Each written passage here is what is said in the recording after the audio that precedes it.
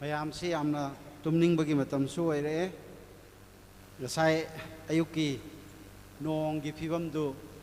ꯌꯦꯡꯉꯗꯤ ꯑꯃꯨꯛ ꯁꯥꯔꯛꯀꯅꯤ ꯍꯥꯏꯕꯁꯤ ꯈꯜꯂꯝꯗꯕꯅꯤ ꯑꯗꯨꯅ ꯋꯦꯗꯔ ꯐꯣꯔꯀꯥꯁꯁꯨ ꯂꯥꯟꯕ ꯑꯌꯨꯛꯇꯒꯤ ꯗ꯭ꯔꯦꯁ ꯇꯧꯔꯒ ꯂꯥꯛꯄ ꯀꯥꯡꯕꯨ ꯍꯧꯖꯤꯛ ꯑꯃꯨꯛ ꯍꯟꯕ ꯃꯇꯝ ꯐꯪꯗꯕꯅꯤꯅ ꯍꯧꯖꯤꯛꯅ ꯑꯃꯨꯛ ꯐꯨꯔꯤꯠ ꯂꯧꯊꯣꯛꯅꯤꯡꯕꯒꯤ ꯃꯇꯝꯁꯨ ꯂꯥꯛꯈ꯭ꯔꯦ ꯑꯗꯨꯕꯨ ꯁꯥꯔꯁꯨ ꯁꯥꯅ ꯑꯩꯈꯣꯏꯅ ꯁꯦꯝꯈ꯭ꯔꯕ ꯄ꯭ꯔꯣꯒ꯭ꯔꯥꯝ ꯑꯁꯤ ꯑꯃꯨꯛ ꯄꯥꯏꯈꯠꯃꯤꯟꯅꯕ ꯍꯣꯠꯅꯃꯤꯟꯅꯁꯤ ꯂꯥꯛꯄꯤꯔꯤꯕ ꯃꯌꯥꯝ ꯈꯨꯗꯤꯡꯃꯛꯄꯨ ꯑꯃꯨꯛꯀꯁꯨ ꯍꯟꯅ ꯉꯁꯤꯒꯤ ꯄꯥꯏꯈꯠꯂꯤꯕ ꯁꯤꯜꯚꯔ ꯖꯨꯕ꯭ꯂꯤꯒꯤ ꯄ꯭ꯔꯣꯒ꯭ꯔꯥꯝ ꯅꯨꯟ ꯁꯦꯁꯟ ꯑꯁꯤꯒꯤꯗꯃꯛ ꯋꯦꯜꯀꯝ ꯇꯧꯖꯔꯤ ꯃꯌꯥꯝꯕꯨ ꯑꯃꯨꯛ ꯍꯟꯅ ꯏꯀꯥꯏ ꯈꯨꯝꯅꯕ ꯎꯠꯆꯔꯤ ꯉꯁꯤꯒꯤ ꯄ꯭ꯔꯣꯒ꯭ꯔꯥꯝꯁꯤ ꯑꯩꯈꯣꯏ ꯅꯤꯡꯉꯣꯜꯁꯤꯡꯒꯤ ꯁꯔꯚꯤꯁ ꯍꯥꯏꯅ ꯑꯩꯈꯣꯏꯅ ꯁꯦꯝꯃꯒ ꯂꯩꯕꯅꯤ ꯑꯗꯨꯕꯨ ꯅꯤꯡꯉꯣꯜꯁꯤꯡꯁꯤ ꯑꯩꯈꯣꯏꯒꯤ ꯃꯩꯇꯩ ꯕꯦꯞꯇꯤꯁ ꯆꯔꯆ ꯍꯦꯛ ꯍꯧꯔꯛꯄꯗꯒꯤ ꯉꯁꯤ ꯐꯥꯎꯕꯗ ꯑꯩꯈꯣꯏꯒꯤ ꯅꯤꯡꯉꯣꯜ 14 ꯌꯣꯂꯥ 14 ꯅꯤꯡꯉꯣꯜ ꯑꯩꯈꯣꯏ ꯌꯨꯝ ꯀꯩ ꯄꯥꯟꯕ ꯐꯪꯉꯤ ꯑꯩꯈꯣꯏꯒꯤ ꯏꯆꯥꯁꯤꯡ ꯑꯗꯨ ꯑꯩꯈꯣꯏꯅ ꯂꯣꯏꯅ ꯏꯟꯚꯥꯏꯠꯇꯤ ꯇꯧꯕꯅꯤ ꯑꯗꯨꯕꯨ ꯑꯩꯅ ꯌꯦꯡꯕꯗ ꯃꯣꯏ 4-5ꯗꯤ ꯎꯔꯦ 6ꯇꯤ ꯎꯔꯦ ꯑꯗꯨꯝ ꯌꯥꯝ ꯅꯨꯡꯉꯥꯏ ꯑꯃꯐꯛ ꯂꯥꯛꯑꯣꯏꯗ꯭ꯔꯥ ꯍꯥꯏꯅꯁꯨ ꯈꯟꯕꯅꯤ ꯑꯗꯨꯕꯨ ꯃꯣꯏ 6 ꯂꯥꯛꯏꯁꯦ ꯌꯥꯝ ꯐꯩ ꯉꯁꯤꯗꯤ ꯁ꯭ꯄꯦꯁꯦꯜ ꯅꯈꯣꯏ 6ꯀꯤ ꯅꯨꯃꯤꯠ ꯑꯗꯨ ꯑꯣꯏꯔꯕꯅꯤ ꯑꯁꯤꯒꯨꯝꯅ ꯒꯣꯜꯗꯟ ꯖꯨꯕ꯭ꯂꯤꯒꯤ ꯃꯇꯝꯗ ꯅꯈꯣꯏ ꯑꯃꯨꯛ ꯍꯟꯅ ꯎꯒꯅꯤ ꯑꯩꯈꯣꯏ ꯑꯃꯨꯛ ꯍꯟꯅ ꯎꯅꯒꯅꯤ ꯍꯥꯏꯕꯁꯤꯗꯤ ꯏꯁꯣꯔꯒꯤ ꯊꯧꯔꯥꯡꯅꯤ ꯑꯗꯨꯕꯨ ꯉꯁꯤ ꯄꯥꯏꯈꯠꯂꯤꯕ 15ꯔꯛ ꯁꯨꯕ ꯁꯤꯜꯚꯔ ꯖꯨꯕ꯭ꯂꯤꯒꯤ ꯃꯇꯝꯁꯤꯗ ꯑꯩꯈꯣꯏ ꯁꯛꯃꯥꯏ ꯎꯅꯕ ꯃꯇꯝ ꯐꯪꯕ ꯂꯝ ꯌꯥꯝꯅ ꯂꯥꯞꯅ ꯕꯨꯡꯕꯥꯗ ꯃꯌꯨꯝ ꯄꯥꯟꯕꯁꯨ ꯂꯩ ꯂꯝ ꯌꯥꯝ ꯂꯥꯞꯅ ꯑꯗꯨꯒ ꯃꯨꯝꯕꯥꯏꯗ ꯃꯌꯨꯝ ꯄꯥꯟꯕꯁꯨ ꯂꯩ ꯆꯦꯟꯅꯥꯏꯗ ꯃꯌꯨꯝ ꯄꯥꯟꯈꯤꯕꯁꯨ ꯂꯩ ꯑꯗꯨꯕꯨ ꯉꯁꯤꯒꯤ ꯁ꯭ꯄꯦꯁꯦꯜ ꯑꯩꯈꯣꯏꯒꯤ ꯄ꯭ꯔꯣꯒ꯭ꯔꯥꯝ ꯑꯁꯤꯗ ꯌꯥꯎꯕ ꯂꯥꯛꯏꯕ ꯑꯩꯈꯣꯏ ꯈꯨꯗꯤꯡꯃꯛꯄꯨ ꯑꯍꯥꯟꯕꯗ ꯍꯔꯥꯎ ꯇꯌꯥꯝꯕ ꯅꯨꯡꯉꯥꯏꯕꯗꯨ ꯐꯣꯡꯗꯣꯛꯆꯩ ꯄ꯭ꯔꯣꯒ꯭ꯔꯥꯝꯁꯦ ꯑꯩꯈꯣꯏ ꯈꯤꯇꯪ ꯑꯦꯗꯖꯁꯃꯦꯟ ꯉꯁꯥꯏ ꯑꯌꯨꯛꯇꯒꯤ ꯑꯩꯈꯣꯏ ꯑꯦꯗꯖꯁ ꯇꯧꯕꯗ ꯋꯥꯁꯨ ꯋꯥꯔꯦ ꯑꯗꯨꯕꯨ ꯏꯁꯣꯔꯒꯤ ꯊꯧꯖꯥꯜꯗꯒꯤ ꯑꯦꯗꯖꯁט ꯇꯧꯅꯅꯕ ꯃꯤꯁꯨ ꯊꯥꯕꯤꯔꯛꯄꯒꯤꯗꯃꯛ ꯑꯗꯨꯁꯨ ꯑꯃꯨꯛꯀ ꯍꯟꯅ ꯊꯥꯒꯠꯄ ꯐꯣꯡꯗꯣꯛꯆꯔꯤ ꯑꯩꯈꯣꯏꯅ ꯁꯦꯝꯈꯤꯕ ꯄ꯭ꯔꯣꯒ꯭ꯔꯥꯝꯁꯤ ꯑꯌꯥꯝꯕꯅ ꯑꯩꯈꯣই ꯄꯥꯁꯇꯔꯁꯤꯡꯒꯤ ꯑꯌꯥꯕ ꯌꯥꯎꯔꯒ ꯑꯩꯈꯣꯏ ꯁꯦꯝꯖꯕꯅꯤ ꯑꯗꯨꯕꯨ ꯈꯨꯗꯛꯀꯤ ꯑꯣꯏꯕ ꯑꯩꯈꯣꯏꯒꯤ ꯑꯦꯁꯣꯁꯤꯌꯦꯁꯟꯒꯤ ꯀꯔꯤꯒꯤ ꯇꯣꯉꯥꯟꯕ ꯆꯔꯆꯀꯤ ꯈꯨꯗꯛꯀꯤ ꯑꯣꯏꯕ ꯄ꯭ꯔꯣꯒ꯭ꯔꯥꯝ ꯂꯥꯛꯄꯗꯒꯤ ꯑꯩꯈꯣꯏ ꯄꯥꯁꯇꯔ ꯀꯌꯥ ꯑꯃꯁꯨ ꯑꯩꯈꯣꯏꯒꯤ ꯏꯔꯛꯇ ꯁꯔꯨꯛ ꯌꯥꯕ ꯐꯪꯗꯗꯨꯅ ꯂꯩ ꯑꯩꯈꯣꯏꯅ ꯃꯈꯣꯏꯒꯤꯗꯃꯛꯇꯁꯨ ꯃꯈꯣꯏꯒꯤ ꯂꯩꯔꯤꯕ ꯃꯈꯣꯏꯅ ꯆꯠꯂꯤꯕ ꯄ꯭ꯔꯣꯒ꯭ꯔꯥꯝ ꯑꯗꯨꯒꯤꯗꯃꯛꯇꯁꯨ ꯑꯩꯈꯣꯏ ꯄ꯭ꯔꯊꯅꯥꯗ ꯅꯤꯡꯁꯤꯡꯃꯤꯟꯅꯁꯤ ꯉꯁꯤꯒꯤ ꯄ꯭ꯔꯣꯒ꯭ꯔꯥꯝꯁꯤ ꯍꯧꯖꯤꯛ ꯑꯩꯈꯣꯏꯅ ꯁꯦꯝꯈ꯭ꯔꯕ ꯄ꯭ꯔꯣꯒ꯭ꯔꯥꯝ ꯍꯧꯗꯣꯛꯄꯒꯤ ꯑꯣꯏꯅ ꯑꯩꯈꯣꯏ ꯍꯤꯝ ꯅꯝꯕꯔ 233 ꯁꯤ ꯁꯛꯃꯤꯟꯅꯒꯅꯤ ꯑꯗꯨꯒ ꯍꯧꯗꯣꯛꯄꯒꯤ ꯄ꯭ꯔꯦꯌꯔ ꯑꯗꯨ ꯑꯣꯖꯥ ꯎꯡꯂꯣ ꯑꯦꯁꯣꯁꯤꯌꯦꯠ ꯄꯥꯁꯇꯔ ꯇꯂꯨꯏ ꯕꯦꯞꯇꯤꯁ ꯆꯔꯆꯅ ꯑꯩꯈꯣꯏꯗ ꯏꯁꯣꯔꯒꯤ ꯍꯧꯗꯣꯛꯄꯒꯤ ꯄ꯭ꯔꯊꯅꯥꯗꯨ ꯑꯩꯈꯣꯏꯗ ꯄꯨꯕꯤꯔꯛꯀꯅꯤ ꯃꯗꯨꯒꯤ ꯃꯇꯨꯡꯗ ꯑꯩꯈꯣꯏ ꯂꯥꯛꯂꯤꯕ ꯑꯩꯈꯣꯏꯒꯤ ꯃꯩꯇꯩ ꯕꯦꯞꯇꯤꯁ ꯆꯔꯆꯀꯤ ꯌꯣꯂꯥ ꯅꯤꯡꯉꯣꯜꯁꯤꯡꯅ ꯁ꯭ꯄꯦꯁꯦꯜ ꯅꯝꯕꯔ ꯑꯃ ꯑꯩꯈꯣꯏꯗ ꯃꯌꯥꯝ ꯃꯁꯣꯠ ꯈꯣꯟꯗꯒꯤꯁꯨ ꯍꯦꯟꯕ ꯑꯗꯨꯝꯕ ꯀꯂꯥꯀꯥꯔ ꯉꯥꯛꯇꯅꯤ ꯁꯤꯡꯒꯔ ꯉꯥꯛꯇꯅꯤ ꯃꯁꯣꯠ ꯈꯣꯟꯗꯤ ꯃꯈꯥꯗ ꯂꯩꯍꯧꯔꯅꯤ ꯃꯈꯣꯏꯒꯤ ꯏꯁꯩꯁꯤ ꯇꯥꯔꯒꯗꯤ ꯑꯗꯨ ꯑꯩꯈꯣই ꯇꯥꯁꯤ ꯅꯣꯛꯅꯤꯡꯕ ꯐꯥꯎꯔꯁꯨ ꯑꯗꯨꯝ ꯂꯣꯏꯗ꯭ꯔꯤ ꯐꯥꯎꯕꯗꯤ ꯅꯣꯛꯑꯣꯏꯁꯤ ꯀꯔꯤꯅꯣꯗ ꯑꯩꯈꯣꯏꯅ ꯍꯧꯔꯛꯄ ꯃꯇꯝꯗ ꯑꯩꯅ ꯅꯤꯡꯁꯤꯡꯕ ꯑꯃ ꯂꯩ ꯑꯩꯈꯣꯏꯒꯤ ꯀꯣꯌꯔ ꯗꯥꯏꯔꯦꯛꯇꯔ ꯍꯥꯟꯅ ꯐꯣꯔꯃꯔ ꯀꯣꯌꯔ ꯗꯥꯏꯔꯦꯛꯇꯔ ꯑꯃ ꯀꯆꯥꯏꯗꯒꯤ ꯑꯣꯖꯥ ꯈꯨꯁꯤꯝ ꯍꯥꯏꯅ ꯃꯥꯅ ꯍꯥꯏꯈꯤꯕ ꯂꯩꯌꯦ ꯑꯩꯈꯣꯏ ꯃꯩꯇꯩꯒꯤ ꯐꯦꯂꯣꯁꯤꯞꯁꯤꯗꯤ ꯏꯁꯩ ꯁꯛꯄꯁꯤꯗꯤ ꯌꯥꯝꯅ ꯅꯨꯡꯉꯥꯏ ꯃꯄꯥꯟꯗꯒꯤ ꯇꯥꯕ ꯃꯇꯝꯗ ꯃꯤ ꯀꯌꯥ ꯆꯔꯆ ꯑꯁꯤꯗ ꯃꯤ ꯀꯌꯥ ꯂꯩꯕꯒꯦꯁꯤ ꯏꯔꯥꯏ ꯂꯥꯏꯅ ꯈꯪꯕ ꯉꯝꯃꯤ ꯍꯥꯏ ꯃꯤ 10 ꯂꯩꯔꯗꯤ ꯈꯣꯟ 10 ꯊꯣꯛꯀꯅꯤ ꯃꯤ 10 ꯂꯩꯔꯗꯤ ꯈꯣꯟ 10 ꯊꯣꯛꯀꯅꯤ ꯍꯥꯏꯕꯗꯤ ꯇꯣꯉꯥꯟ ꯇꯣꯉꯥꯟꯕ ꯃꯁꯥ ꯃꯁꯥꯒꯤ freedom of singing ꯍꯥꯏꯕ ꯇꯥꯔꯦ ꯑꯗꯨꯗ ꯑꯗꯨꯝ ꯁꯛꯄꯅꯤ ꯑꯗꯨꯒꯤ ꯏꯆꯥ ꯏꯁꯨꯁꯤꯡꯅꯤ ꯑꯗꯨꯒꯤ ꯏꯆꯥ ꯅꯤꯡꯉꯣꯜꯁꯤꯡꯅꯤ ꯉꯁꯤ ꯑꯗꯨꯅ ꯃꯈꯣꯏꯅ ꯁꯛꯄꯗꯣ ꯑꯗꯨꯝ ꯑꯩ ꯋꯥꯈꯜꯗꯗꯤ ꯍꯧꯔꯛꯄꯗꯒꯤ ꯇꯝꯕꯤꯈꯤꯕꯅꯤꯅ ꯃꯈꯣꯏ ꯃꯗꯨ ꯀꯥꯎꯔꯝꯗꯧ ꯃꯥꯟꯗꯦ ꯑꯗꯨꯕꯨ ꯍꯣꯔꯦꯟ ꯌꯦꯡꯉꯁꯤ ꯃꯈꯣꯏꯅ ꯑꯩꯈꯣꯏꯗ ꯑꯐꯕ ꯁ꯭ꯄꯦꯁꯦꯜ ꯅꯝꯕꯔ ꯑꯃ ꯑꯩꯈꯣꯏ ꯄꯨꯕꯤꯔꯛꯀꯅꯤ ꯃꯗꯨꯒꯤ ꯃꯇꯨꯡꯗ ꯉꯁꯤ ꯑꯩꯈꯣꯏꯒꯤ ꯏꯔꯛꯇ ꯁ꯭ꯄꯦꯁꯦꯜ ꯑꯣꯏꯕ ꯑꯩꯈꯣꯏꯒꯤ ꯍꯤꯁꯇ꯭ꯔꯤꯗ ꯃꯩꯇꯩ ꯆꯔꯆꯀꯤ ꯍꯤꯁꯇ꯭ꯔꯤꯗ ꯑꯗꯨꯃꯛ ꯆꯦꯟꯅꯗꯨꯅ ꯂꯩꯔꯒꯗꯕ ꯑꯩꯈꯣꯏ ꯑꯣꯖꯥ ꯑꯅꯤꯈꯛ ꯃꯤꯁꯦꯁꯁꯤ ꯍꯥꯏꯔꯔꯣꯏꯁꯤ ꯑꯩꯈꯣꯏ Madam ngayai lei si lunglo hi achon hangsam Reverend Orden sa khai ne tangkul TBC wi sinau bing jai li first Reverend sang go phanga sinawa khane tangkul churches tangkul Baptist Churches Association gi ahan ba nupi Reverend phangba nupi hoji ekhoi gi rakta present tawo phange mase hoi ekhoi program semba matam dadi former mission secretary TBCA haina ekhoi program dadi dumuk lei adugo magi update oiba magi position do mayam da khanghan janing bani adugi damak yamna ekhoi chauthok phangjai maramdi madam asigi parade ta ekhoi church su yamna advance oiba mana mission secretary amo oina TBCA khakina tana ekhoi Maitei church ki su yamna initiative lobiraga ekhoi marakta tangkul singna tangkul yola singna tangkul ningol singna Maitei da mayum pan kiwa mayang da mayum pan kiwa kangbu ningol society haina adaina mana initiative lobiraga ekhoi gi rakta hujik su yola ministry haina tawraga leiba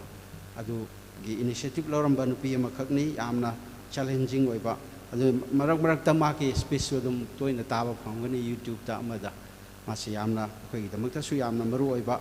mioi amasu oi ma khaktana tana hojik present past tagi present phawba hojik phawba ekhoi oja Reverend Theophilus Simic mission secretary TBCA ekhoina silver jubilee tawrakatore haiba matamda TBCA da chatlaga ekhoi cabinet ministry secretary mayam se ekhoi tanaba matamda matam ayamada makoina dumak ekhoi gi polum se puraga puminaraga leibani oja ani sinanga si mayamda sorgi telpa greetings to pubirakani adi matungda ekhoi gi special guest oina appearance oina leiriba masot khon ekhoina kaukthokpa yade makoi bu som hanna ekhoi invite tawduna hojik phawang asayuk tagi makoi su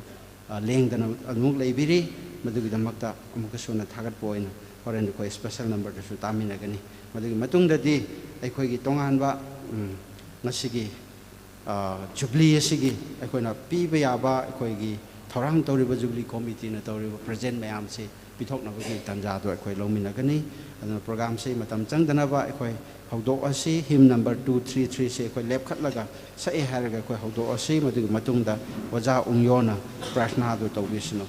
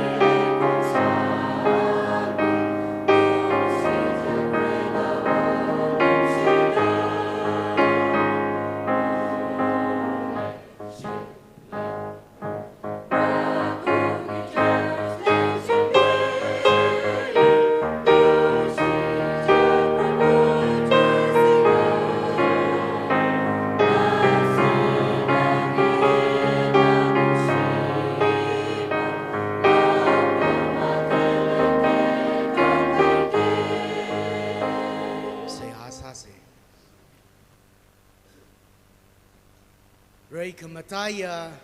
kasakavav rivra yurchat sai kori nana nawizakui kuilaka nana rivra amansak lak aina shem kahaya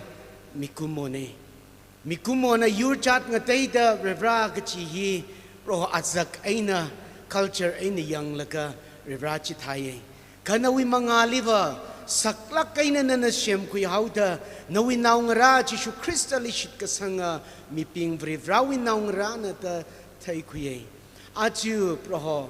rivra ukrung lay hili proho Maitei Baptist Church da nana aju rash pashok milaka pro jingkum maguda phanga nana sora mida proho nana sami kahai ji paning ungda aju silver jubilee mayonda aya aina haupok laga aju mayon radalay iwi alung ili rivrana na sami kahai ji proho ngray ung laga nana kathata haupok mi kathata rivra sang reisang sakla gajiwi history pai ung laga nalimasot laga chung galami haire Rivrana na semka mi kahaya churchi namrarang laka aina tangda nganing sing aina leiching runong kalab rivra church wiena Jishu Krista li kathaya nawi khanui thot rivra ka chung kala shok ngasak milo ka jihi sayhasa dale itumuye tangkul now rivra your laping achu rivra proho chat khangatei li fuwa ka hyping wi arui atami atumi service ne proho hithada atumli paning ungda kalanaung raping ilit proho la nawi masot la sada thaida revra nali ningshita masot chigatale Maitei yur ili Jishu Krista li magathaya Hindu naw gachunga proho dharma kangatei li zatakle kachung kalalaye ka aju itumu yor laping na frada kalay hiping hi Krista li gathaya Jishu Krista we shimkur ming sang sakta kalay yuwang proho nalin maning shisa da masapay mane Rivra nana atum sai koruli shimkur naung rasai koruli la somilo gajihi na we ming sing da sehasa da kapone aru wing shunu program hi itum haupok hauke nana itum alung likrachang mida itum na saki baki da kalay matui ki da kalay sai korina Jishu Krista nali kayakang sakda nalining yang sakmilo gajihi Jishu we mingli sehakasane amen.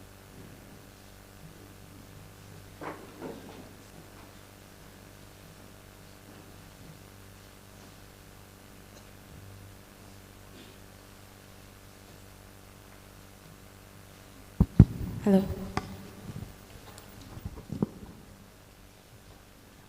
Hautokpagi pratna to bikraba sabu haininga letana tagadle shorgi mapal naidaba por do pinami boishnu makhada abda koine ngasigi yam special oiba ngasai koigi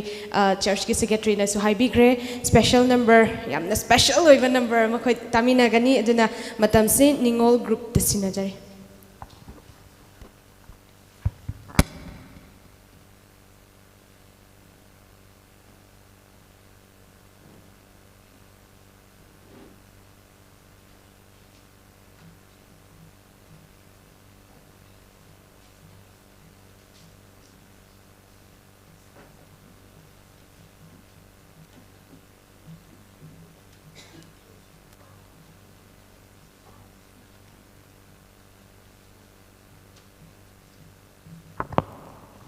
Hayamani teng haijake ahamba maktada ishor bi yam thakale aduga program committee bu yam thakale khoi bu invite tawraga sigumba program tanja bibi bagi aduga akhoi se loina ukhul da laimna de adugi isai su fajana tamba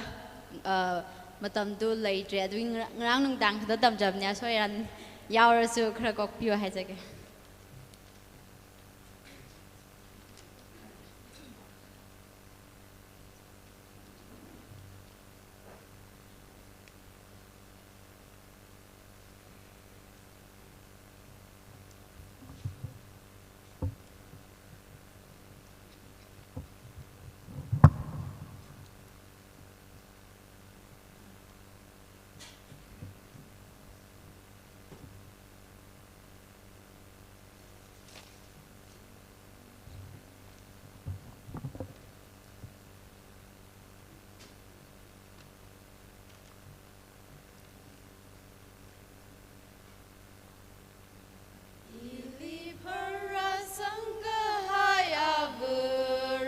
chili maka haura ram we ring ka pa chila barena we tem sak tek ma te ka chang khat ko masod mi li lai na Haning ung jinga I aburam chili Mama lai hai ngai ma I aburam Lei shi la la ma sa pai kan tui hai rako I aburam aina Ili para sangka hai aburam chili Maka haura ram we ring ka pa chila Barena we tem sak tek ma te ka chang khat ko Masod mi li lai na Barena ka mi yar kui kung ta ila Zat tui hao Lei ka shi aburam aina Kan tui hai ra hor hai pung ta aburam li I aburam aina I li para sangga hai aburam chili Maga haura ram we ring ka pa chila Varena we tem sak tek ma te ka chang khat ko masod mi li lai na Buddha hai ting na va shon shok ri shidra Mahanu bai zat ka hai we pekar Nga shanu lei shi mai we aburam li Aburam lei shi mai Ili para sangka hai aburam chili Maka haura ram we ring ka pa chila Barena we tem sak tek ma te ka chang khat ko Masod mi li lai na Thank you. Thank you.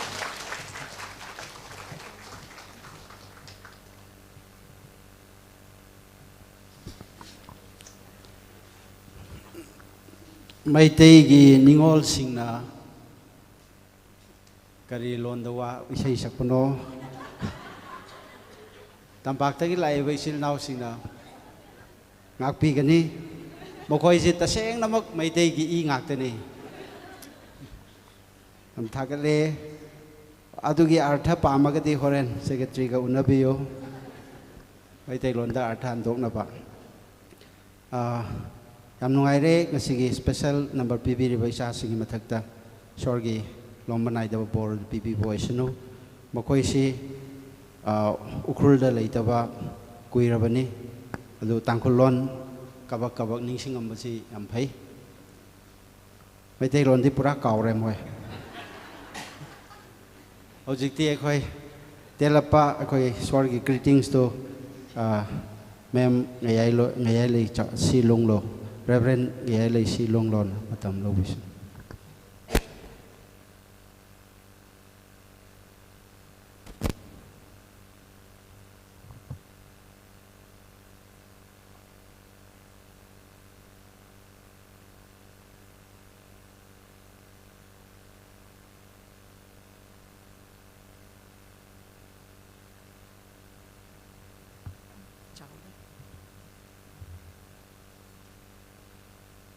Shiraba amasung ikai khumna bada matik charaba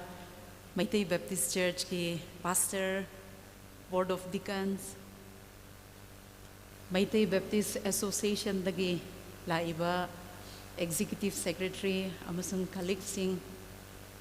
tongan ba church dagi invitees oina laiba oja sing Maitai Baptist Church asigi pioneers amasung members mayambu Silver Jubilee Panghanbibagi हराउबगी सलाम से जिशु ख्रिस्त की Ming हाइजबनी मसीगुम्बा यामना हराउख्रबा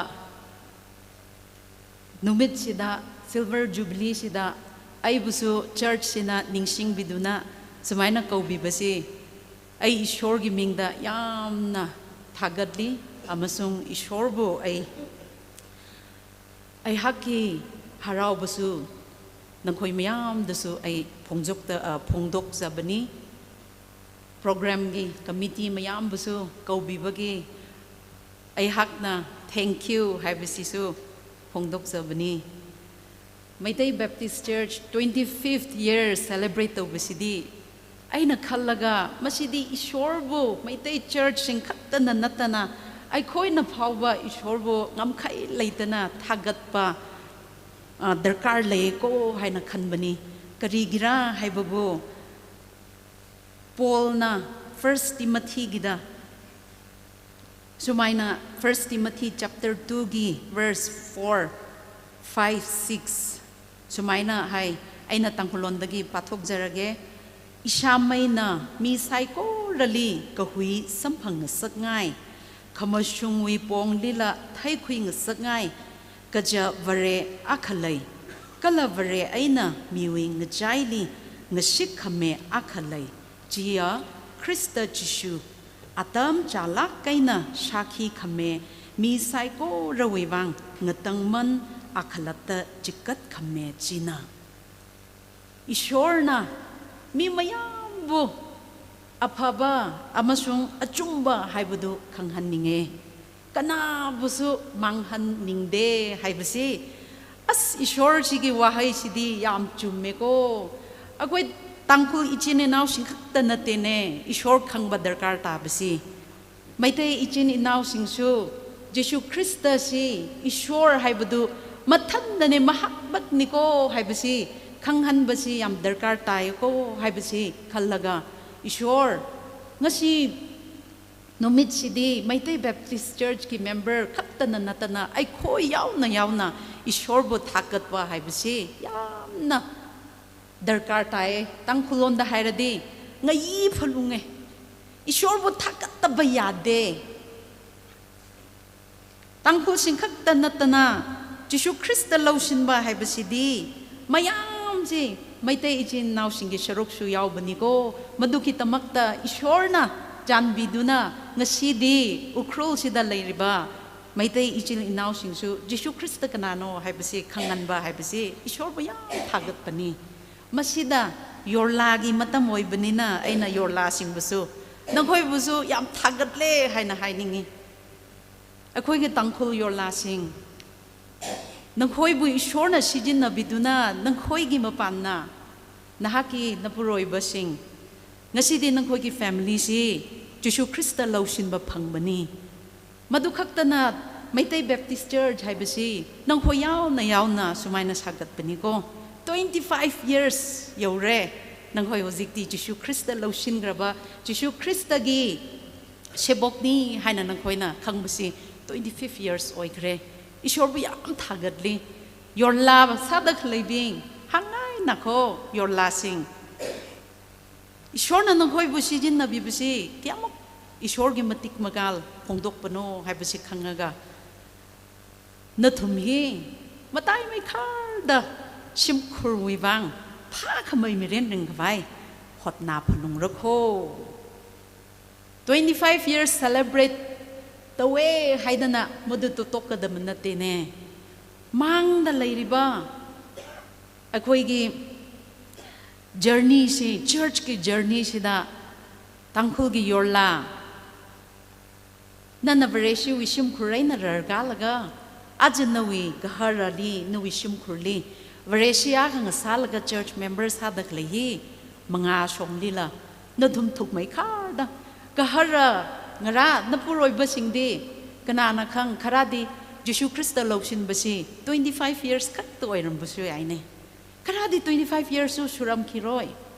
tangkhogi yorla sing nangkhoidi tangkhogi imungda bresigi imungni haina madudagi horak panine nangna hena Christian-gi maturity ให้บุษีคงทางสิดานั่งในเห็น mature ตัวพมทกปนี่เนี่ยนั่งอินนับรอยบันเห็นนักคงอิสวร์กิ majority จิชูคริสต์เราชินบกี Christian maturity ให้บุษี spiritual maturity สินั่งอินนับรอยบับุดีนั่งนัดทักเห็นวางพมทกให้บุนี่เนี่ยแล้วก็นับวันนะมันนุ้ยขมายท่าแต่อดเศร้าสิจะกระถาระจิมสาไปลักเลยเล็กชื่อยอร์ลาบิงน่าจิพับตาเกยจีเน่น่าก็ฮาร์เรฮิวะอายากระทาคริสต์ลิคุยกับสังโฆห่างเสก็25 years สิดียัง mature โอยดรีเน่ psychologist กี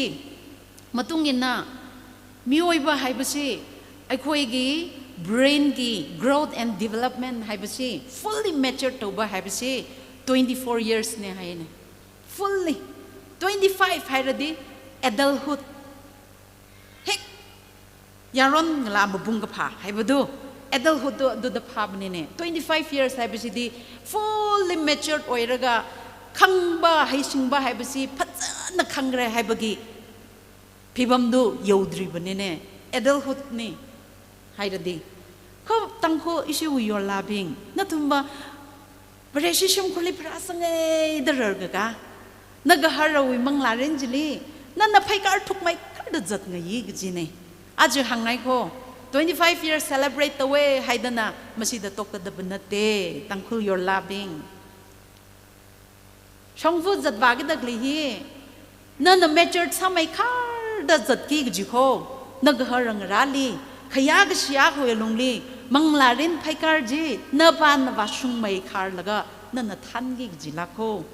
กันละไอ้คนกี่ church กี่ member 25 years นี่ให้น่ะ celebrate ตัวบุษดา baptism เราดันน่ะไอชูโฮจิกตี Christian โอนเครให้น่ะเลยริบะอาวางระนั่นทุ่มลีละ challenge สังไงโควเรชิสาให้เลยมายายพัลลักเกChristian on kre baptism believers baptism low kre yam phai ne hozik ti nang khoi bo aina hangning badi nangi imong singdi Jisu Christ lo shin khrabra imong haira di nangi hek nupi na cha sing bunat te tampak le lai dak le nawi avwa wa che na chin na naw sing do makhoi di Jisu Christ lo shin khrabra Sinigo, Bible patok raba wapam sidadi ishordi mayambu mi ama phawba chathandana mayambu ishor kanano haibasi achumba ishor si Jisu Christani haibasi khanghanninge haibnine nang hojikti ai ukrul chel khuntare maidai Baptist Church ki member oire ai di Jisu Christ lo sile 25 years celebrate away yam phaine madu phawdi yam phaine ishor yam thagadline adubo tasheng na nang Jisu Krista hai bisi kanano hai na nahaki punsida nang tasheng na khangrabra laushin bra hai bisi gi test tawge hai batar badi ishwar na maya bu kan hanning ba kan hauning ba gi ishwar gi pukchel si nahaki da phawbra hai badu nang madu khanthaba darkar tai hai bani ne pramanama hai se hai radi akoi covid matam mayam kinabani COVID coronavirus sina miyama po attack tawkre miyama si COVID na sigadawre hairadi madugun matamda akoy gikibado ningsinge ko miyama na mas COVID katamagtadi hidak masisinine guli masisinine or any akoy koy herbs oy batarbasu natural herbs oy batarbasu masisip habani COVID nagraba miyamada kanbi ningai masisi hidaksi phabani hairadi mi mayam si munabani ne khangning bani ne karigino haibabu aikhoi si covid tagi ngak thok ningba nagraba tarbasu madudagi kokthokpa mayam pambani adugi kana kumba miyoy amasi covid nare haina khaloni aduga nangna covid nabasida masigumba guli si charadi phabni haina khangba nahak mi du nariba mi masak adubo nang hidak tu pigera piroidra khaloni masina cure tawbani haina khangraba mi amadudi ꯑꯩꯒꯤ ꯏꯆꯤꯟ ꯏꯅꯥꯎ ꯀꯅꯥ ꯀꯅꯥꯅꯣ ꯅꯥꯕ ꯂꯩꯈ꯭ꯔꯦ ꯃꯥꯁꯤ ꯀꯣꯚꯤꯗꯅ ꯁꯤꯒꯗꯧꯔꯦ ꯍꯥꯏꯔꯗꯤ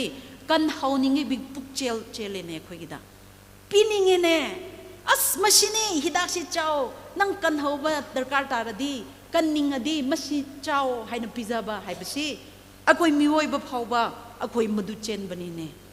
ꯅꯨꯡꯁꯤ ꯍꯩꯕ ꯀꯟꯈꯨꯏ ꯈꯉꯥꯏ we ꯎꯛꯂꯨꯝ ꯂꯩꯒꯖꯤꯗꯦ ngasi akhoi gi maitai ichil naw sing church members sing nang di ngasi di hoi Jesus Christ si ai gi kan biba mapuni haina nang lausile haina madu gi proof 25 years celebrate to bni what about your family nang na Jesus Christ lausin bagi nungai ba aduga nang si pap nahaki pap chen basidagi Jesus Christ na nang bukan bibani haina nasana yadana nang madulausile hairabatar badi Jesus Christ na ai bukan bibani ko ai si covid kumna sigada na lairambadu ai bukan biba phangre masi Jesus Christ haibasi lausin bagi mapana nahagi namane haina napane nahaki nachina naw singne tampakta lairibasing makhoi gi damaktadi nang kari khalle moisu covid naba kumna makoisu papta papi ama oina manggadawna lairibani ne maduki tamaktadi nangkhoi ki pukchel dudi kari nangkhoi kari khanbiribano haibni ko masi challenge thamninge ne maitai church ki member mayambo ishorna porbina biduna 25 years celebrate tokre haina masida harauna tokpo oidana nangkhoi gi imong singbusu khandaduna Jesus Christa aina lausin bagi harauba nungaiba amasung ai salvation phangre haibagi haraubadu kanbikhre haibagi haraubadu isa ithan na thamjaduna ai haki imong singbusu haina khandabadu yam darkar tai ko haibasi thamjaning bani amasung yola sing hangluige garang rali khayak sia khui longli mathala kaina ngui lak lo manglarin thala kaina nana thru lo achi chau isum khuli manglarin we bongli nana thai khmai lag chung khalai sare nana ajna we acham ramaina Jesus Christ lausin graba mi amani aidi Jesus Christ lausin bagi imung dagi aidi rarga kane haina lairaga naghara rali magathai ya background we na sam ga phanga hilina na Jesus Christ we acham maram na namajit haya ka kathau rakla aming mangai na si church pamra ko na aming mangai na Maitai Baptist Church sa haire ighara breshi sa haire da aming mangai na tangro ko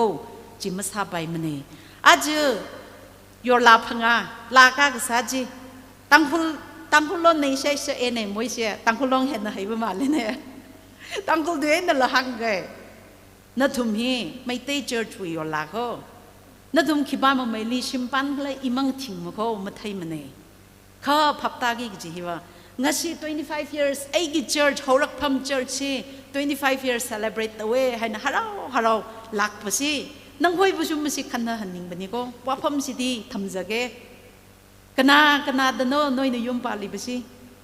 Jesus Christ khangba mioi du bo palibra natraga Jesus Christ khangdaba mi bo na puroi bane haina yum palibra khangde ko noi na khangda badi yo I Jesus Christ li kwisang hai shum khurak hina khrade vrivra akhamang ko vrivra ga daim lai ma ko only one true God jinna thaye the hiwi church we now salaga narar ga ko nanna khwa bamle o in khorum dak lai ishabu na khorum dak lai ya vrivra jishu je akhamang lagai khangadai vrivra laite ga ji phapta laga na hi kohor sa laga zatki chko rivrana na thum to ngali somi rano Maitai Church ishorgi mingland chawkhat pada ministry mapung pha na loba church ama oiba oijasanu haibisi ihaki prathana ni mayam bu ishor na bor pina bibo ashanu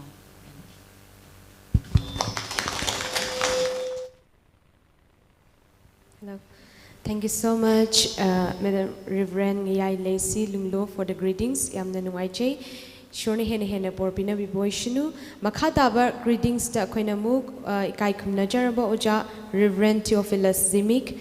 mission secretary TPCA ꯑꯣꯖꯥꯅ ꯑꯃꯨꯛ ꯃꯇꯝ ꯂꯧꯕꯤꯁꯅꯨ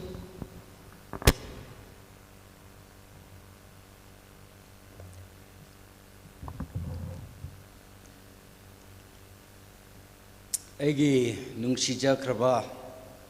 Meitei Baptist ꯆꯔꯆ ꯎꯈ꯭ꯔꯨꯜꯒꯤ pastor ꯑꯣꯖꯥ ꯍꯣꯔꯥꯉꯝ ꯑꯃꯁꯨꯡ ꯆꯔꯆꯀꯤ ꯑꯍꯜ ꯂꯃꯟꯁꯤꯡ ꯖꯨꯕꯤꯂꯤꯒꯤ committee member ꯑꯃꯁꯨꯡ ꯆꯔꯆ member ꯃꯌꯥꯝꯕꯨ ꯖꯨꯕꯤꯂꯤꯒꯤ ꯍꯔꯥꯎ ꯅꯨꯡꯉꯥꯏꯕ ꯀꯣꯡꯒ꯭ꯔꯦꯆꯨꯂꯦꯁꯟ ꯃꯦꯁꯦꯖꯁꯤ ꯊꯝꯖꯔꯤ ꯑꯃꯁꯨꯡ ꯄ꯭ꯔꯣꯒ꯭ꯔꯥꯝꯁꯤꯗ ꯂꯥꯛꯏꯕ ꯑꯩꯈꯣꯏ MBC ꯎꯈ꯭ꯔꯨꯜꯒꯤ ꯃꯥꯗꯔ ꯑꯦꯁꯣꯁꯤꯌꯦꯁꯟ ꯇꯔꯞꯇꯒꯤ ꯑꯩꯈꯣꯏꯒꯤ GS ꯃꯤꯁꯟ ꯁꯦꯀ꯭ꯔꯦꯇꯔꯤ ꯑꯇꯩ ꯑꯇꯣꯞꯄ ꯀꯅꯥ ꯀꯅꯥ ꯌꯥꯎꯔꯛꯂꯤꯕ꯭ꯔꯥ ꯈꯪꯗꯦ ꯑꯗꯨ ꯂꯥꯛꯏꯕ ꯃꯌꯥꯝꯕꯨꯁꯨ ꯑꯃꯨꯛ ꯑꯩꯍꯥꯛꯀꯤ ꯇꯔꯞꯇꯒꯤ ꯍꯔꯥꯎ ꯅꯨꯡꯉꯥꯏꯕ ꯐꯣꯡꯗꯣꯛꯆꯔꯤ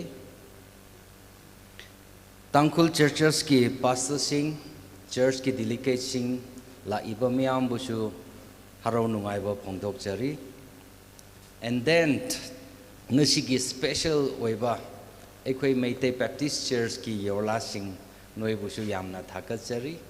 noigi isedu yamna artha leba yamna meaningful oiba iseni adu taraga thamoi puning yam soe nungai isona noibu bor pibo oisinu ngasi ayuk se ekhoi Day of Youth Day of Prayer should labagi mafam amada ekhoigi church ta chakrabni karigino airaga ekhoigi church member di loina sida lakrabni sigi invitation lakbagi ko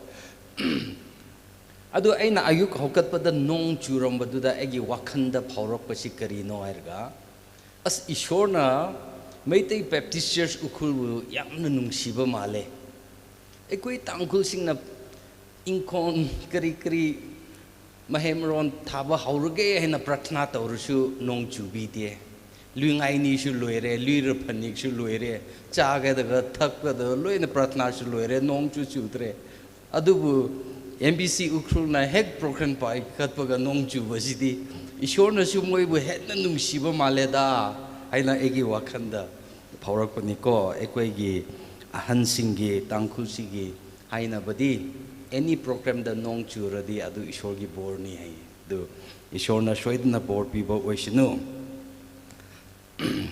hojik ekoi sida leiba kanda ina madam reverend yai leibu hype ne ko nahakti ordain tobda ngai ribnina nahaki reverend sidi phung sharibni na nang loina ngang ro ko aidi dum ngang lag right ila hai khibni ma bu aduna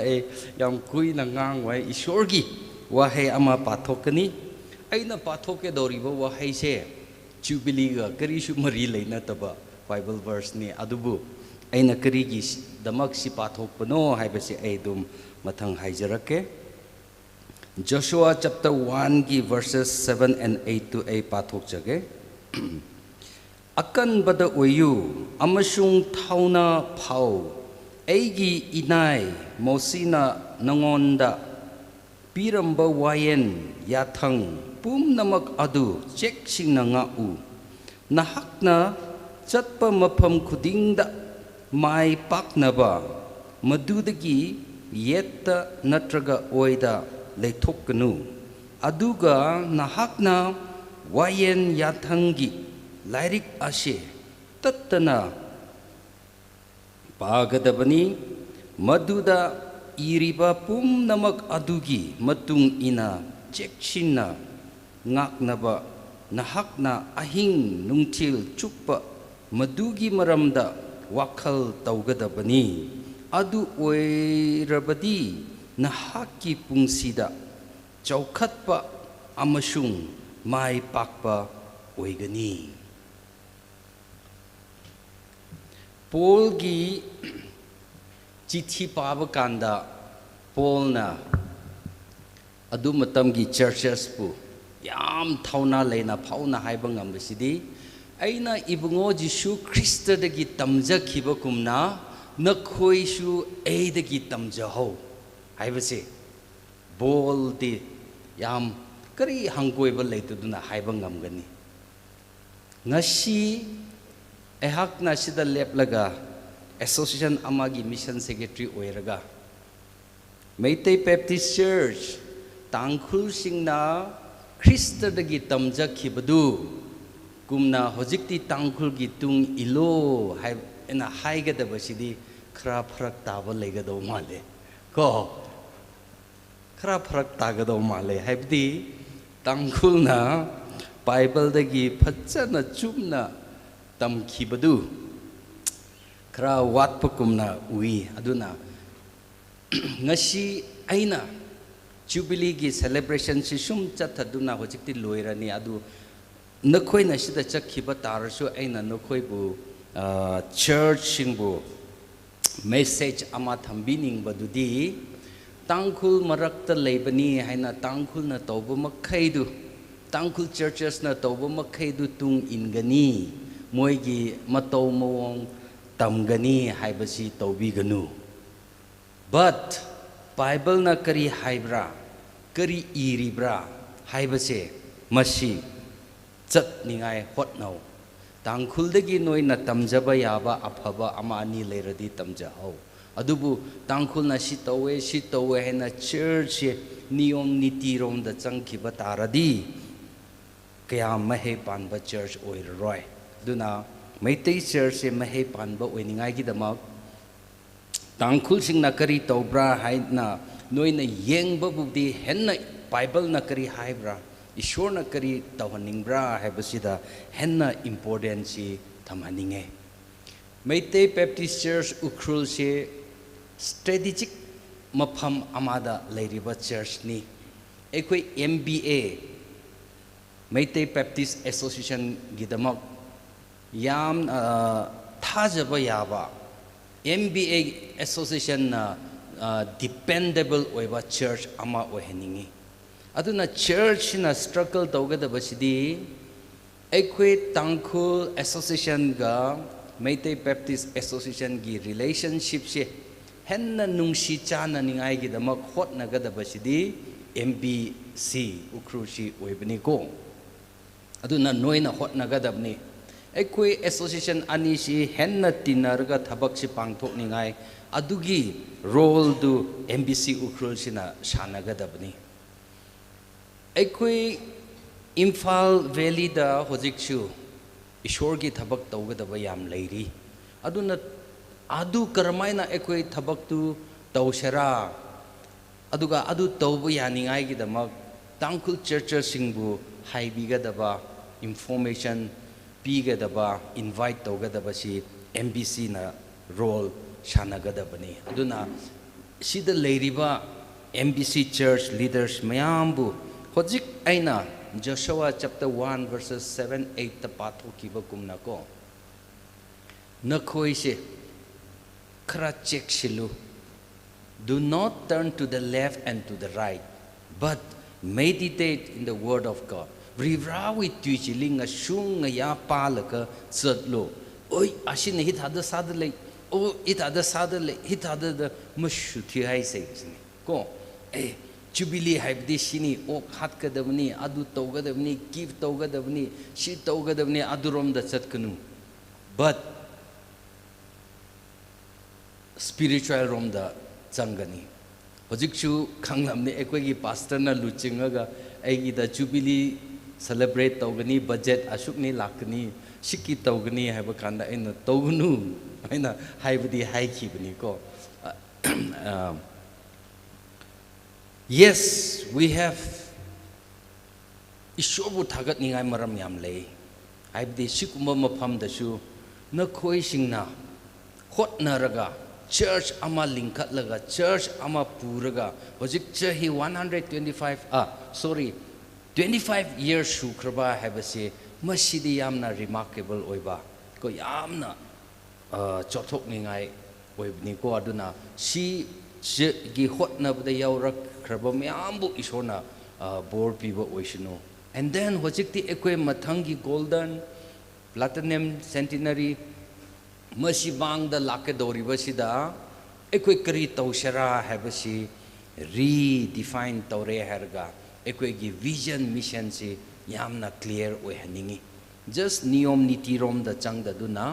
aidi mission minded oina mission oriented oiba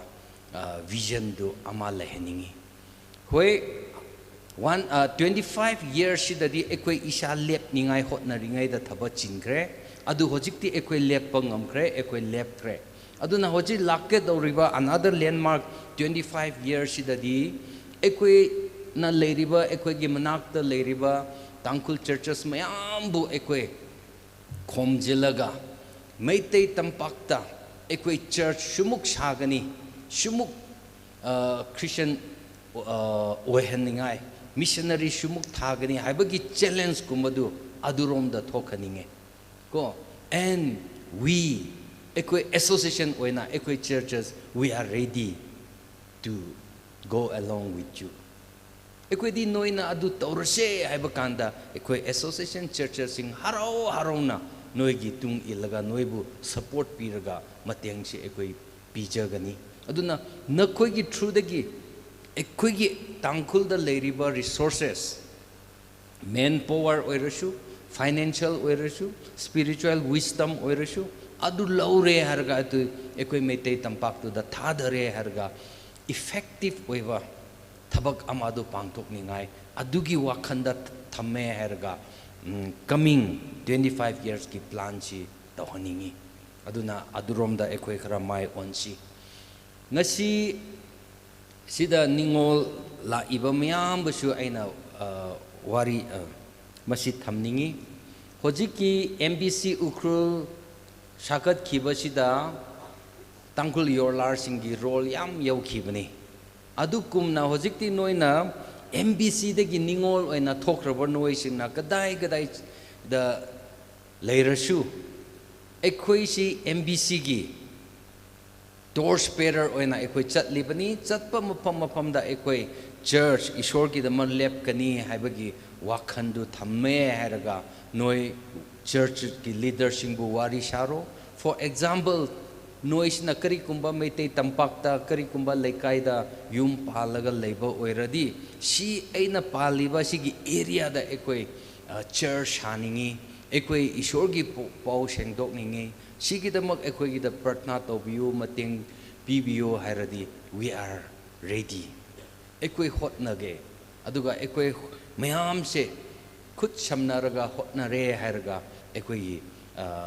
ishorgi ningthau lepak si chokha thansi ko sikumba chubile lakpasina ekoi bu lakke doriba mangda ekoi henna thabak suningai leye ko haibase ekoi bu thokatpa oisunu and then ena haikiba kumna MBC ekoina association da kuina leiroi adu oirasu ena haikiba wa haidudi thamningba egi wish to di ekoi tangkhulna ngatta tampakta thabak surusu mahe kam yaloi ekoi Meitei Baptist Association masamak nasu resources finances oirasu manpower osu watpani na effective oiroi adubu si ani punsin giba taradi yamna effective oigani aduna sigi connector aduga sigi nungsinabagi mari si tattaduna matam khuting da phaunaba aduga thabak tu suba yaningai gidamak MBC ukrusi noi masi si hotnagadabani ko haibase masi hairaga loisinge mishorna noibu porpibo wisin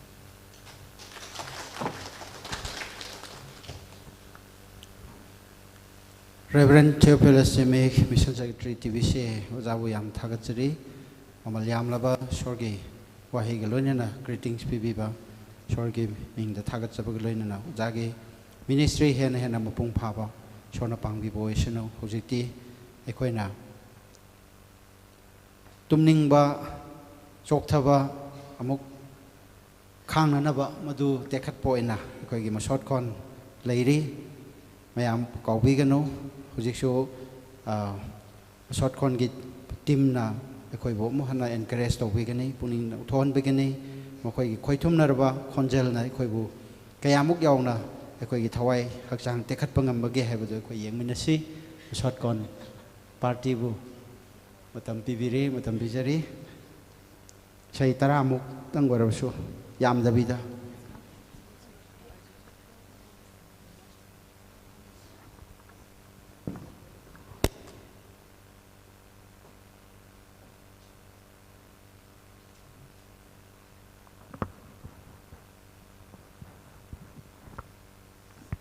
Check, hello, check. Hello, hello, check. hello check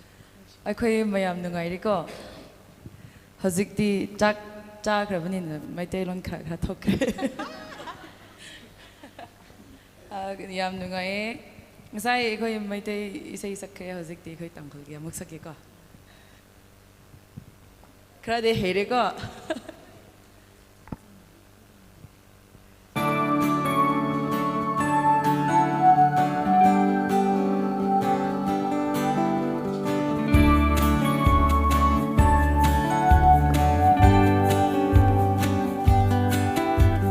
Leishiri ga haya ga torna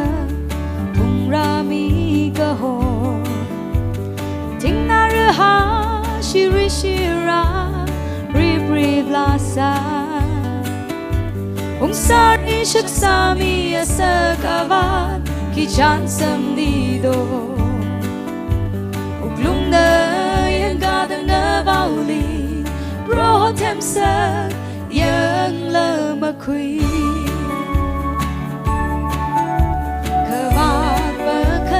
Bro, I took show we look at my shana. We be the listen on me. I will lay she some pang how the la sai banglana. Kadang makavay bro, ni so chika dra.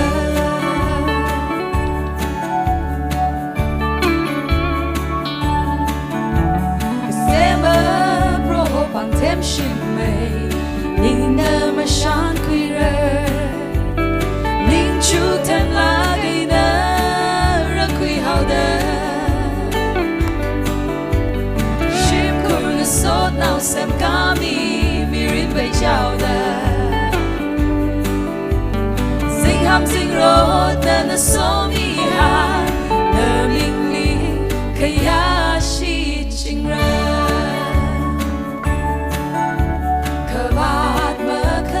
Bro, I took show we look at my shana.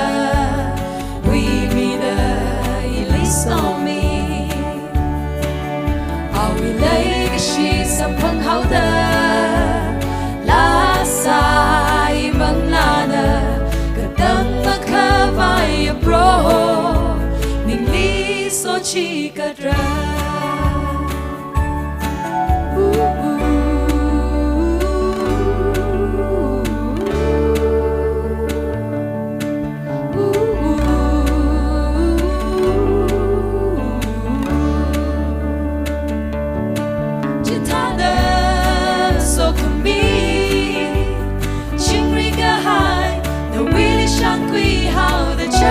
Sang a show,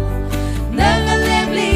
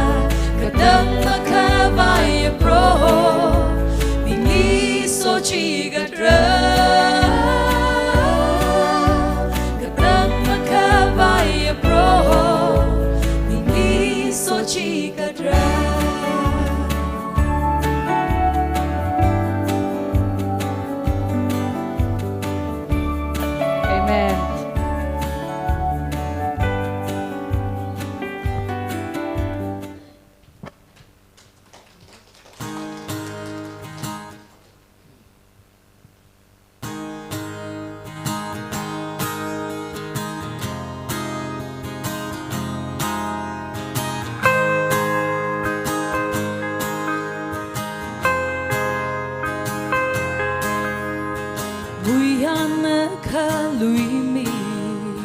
tăng mang tính khờ lấy lá khờ dính pa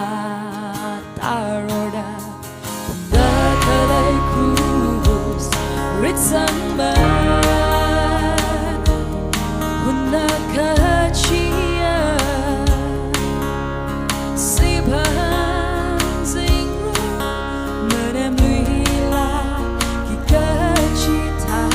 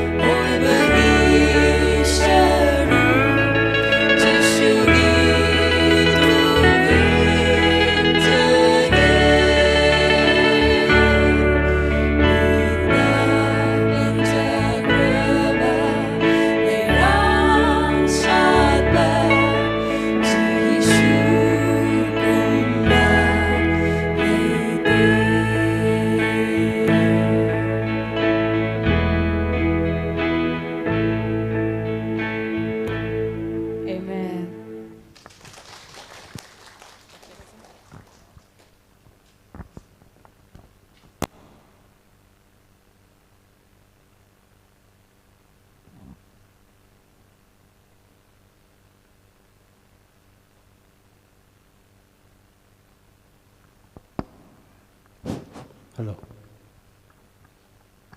Koi Jubilee gi program si tangai phadana nini gumba sangdokpang darkar oire. Sungsangla Manipuri Meitei lon haina nawi damak. Asai yuktagi mase Meitei lon aina sum asai dagi observe tawbada. Aina haibudumak tawbu male. Meitei nupa ma khangnaba male. Ma asai dagi text thanayeba. Yam nungaire hena nungaiba yaipaba shorgi seba tawbugi nungaibudu nakoi masot kon gi kangbu dasu hena hena ishona bol bibi poisano makata pa program se mayam na program de yengba matam da di ngasi yam ten na loisan dugi mong uramba yai adubu matam lawgada se hojiki presentation gi matam sina matam khara lawgani adu waraba sumayam khangminasi aikoi gi Jubilee Committee na piba yaba makai piragani haina mukoi sem saraga leire aduna presentation si pitringai da aikoi gi leiriba aikoi gi Meitei Church ki yola sing ningol sing mukoi bu ishor gi blessing bibina na ba aikoi yausen bana matam lobi sanu airiba aikoi gi ningon sing stage tang tang hana lakpi sanu masigi blessing je hek loi baga ekoi presentation gi team na mathang mathang adum presentation du chathanaba adun hojiki koi gi chasing ningol sing stage ta lakpi na ba kausan jari du bai khoi yausen bana blessing pibi na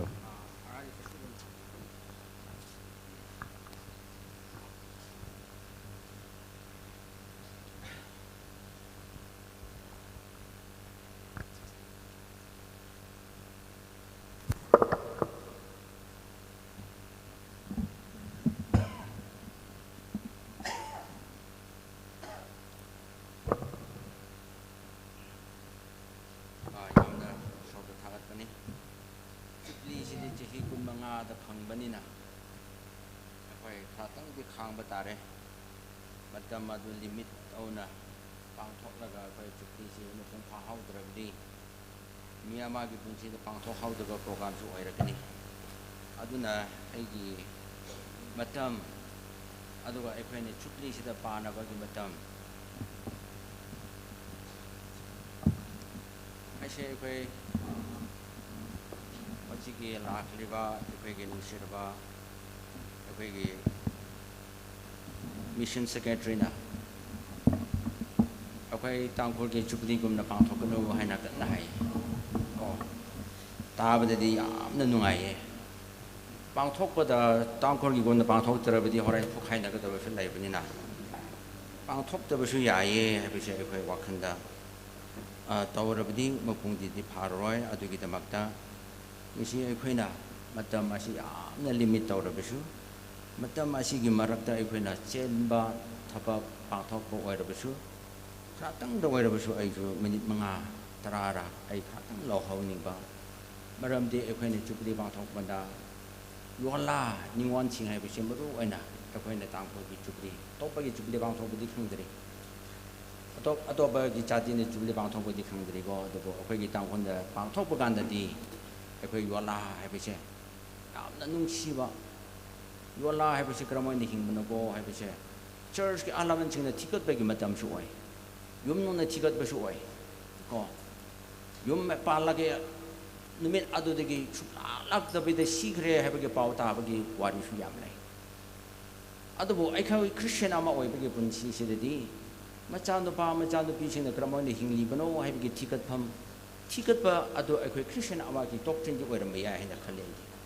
ko adu gi damakta koi ichan pina ichan pana haibagi wariya se ko nang ising yola khoi digi taba phungba ma khoi bo khoi taw phim pham thokpa adu khratang da waira basu pana taw bi ba haibagi makun adu ga pana taw bi ga da bani haibise ni si gi oiba Jubilee gi oibagi khoi khoi ge nu sir ba khoi kai khum da ba ya ba khoi ge speaker ani digi su ishwar ge akan bagi wa hai gi ta adu bo Jubilee haibagi mong ma taw gi yamna thokhan ba hai bisi di hochigi nisi gi greetings ani degi di id taba pugi Jubilee hai bisi krino aduga Jubilee hai bisi da yola sing di yorakpa aduga aikoi bo asugumna सबना हल्लगा पांथोखनबा programme आसे यामना programme हाइबसे चुपदे हाइबगे programme आसे अखोय नसी हाइबसदा अखोय फजना उबा fungi greetings की Ocha अनि दुसु church की तरफ तगसु यामना नुआई को हाइबसे अमगा पांथोक चनी बने बाइबल वर्स अमा खती अइन यामना पामजबा बाइबल वर्स असे अइ नखोयबा अमगा प्रेजेंट तौजिगे मैथ्यू 16:26 मरमदी मी अमाना दाइबंगपान अपुम्बा फंगजरगा महाके मथवाई मांगलबदी मांगवंद करी तोंजब लेबगे मांगवंद करी तोंजबगे नत्रगा मी अमाना महाके थवाईगा करीगा ओन्नगदबगे ओन्नगदगे असिमक निंगसि अइना योलासि मथंबिनी बा वाहाइसितिको नंगना अफाबा युम दोलान दोलान मैते मयांगदा ओ अफाबा नंगना तांगखोलोन हाइदे ब्रिटिश सेप्सिनावली फुबालगा ओग थुग तोंग हिंदुइना द लेते खले यामिरिनची एन्जॉय सा सालपाये अदुबु नंगी युमनो अदुगे थवाई दो मांगखरबदी नंगना धर्म अमागे ओंथोकलगा जिसु ख्रिस्ट नतबा अतोबद लेपनमनबदी चर्च के नुआय बहारो बकरी ले नमा नपा ओइबगे नुआय बसु करी ले नमा नपा नदी सरकदा लेगे तबा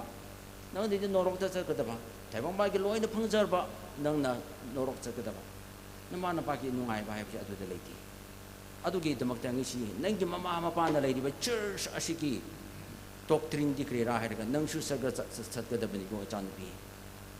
नंगी नपुरोय बादुसु सरगा चकदबनी को हाइबसे चर्च असिकी मेसेज अमा ओइना अदुबु चर्च अदुगा लोइना चर्च असिकी ममा मपासिंग ngisi अखोय तबाना तौमिनबा बाइदि बाबदि चर्च ओकुरदा लेदिबा ममा मपासिंग नखोयबो करि ओइना थानिंब्रो हाइरगा as an ambassador you are the ambassador of the Mighty Baptist Church को Mighty Baptist Church की पाउ पुबा Mighty Baptist Church की messenger अमा ओइरो है न थाबने नंग बंद ममा मपाना नोंगन द अयाबा पिरगा मांगो द युम पान हनबा है बिसदी अफा बवा पाउ पुरो को है न थाब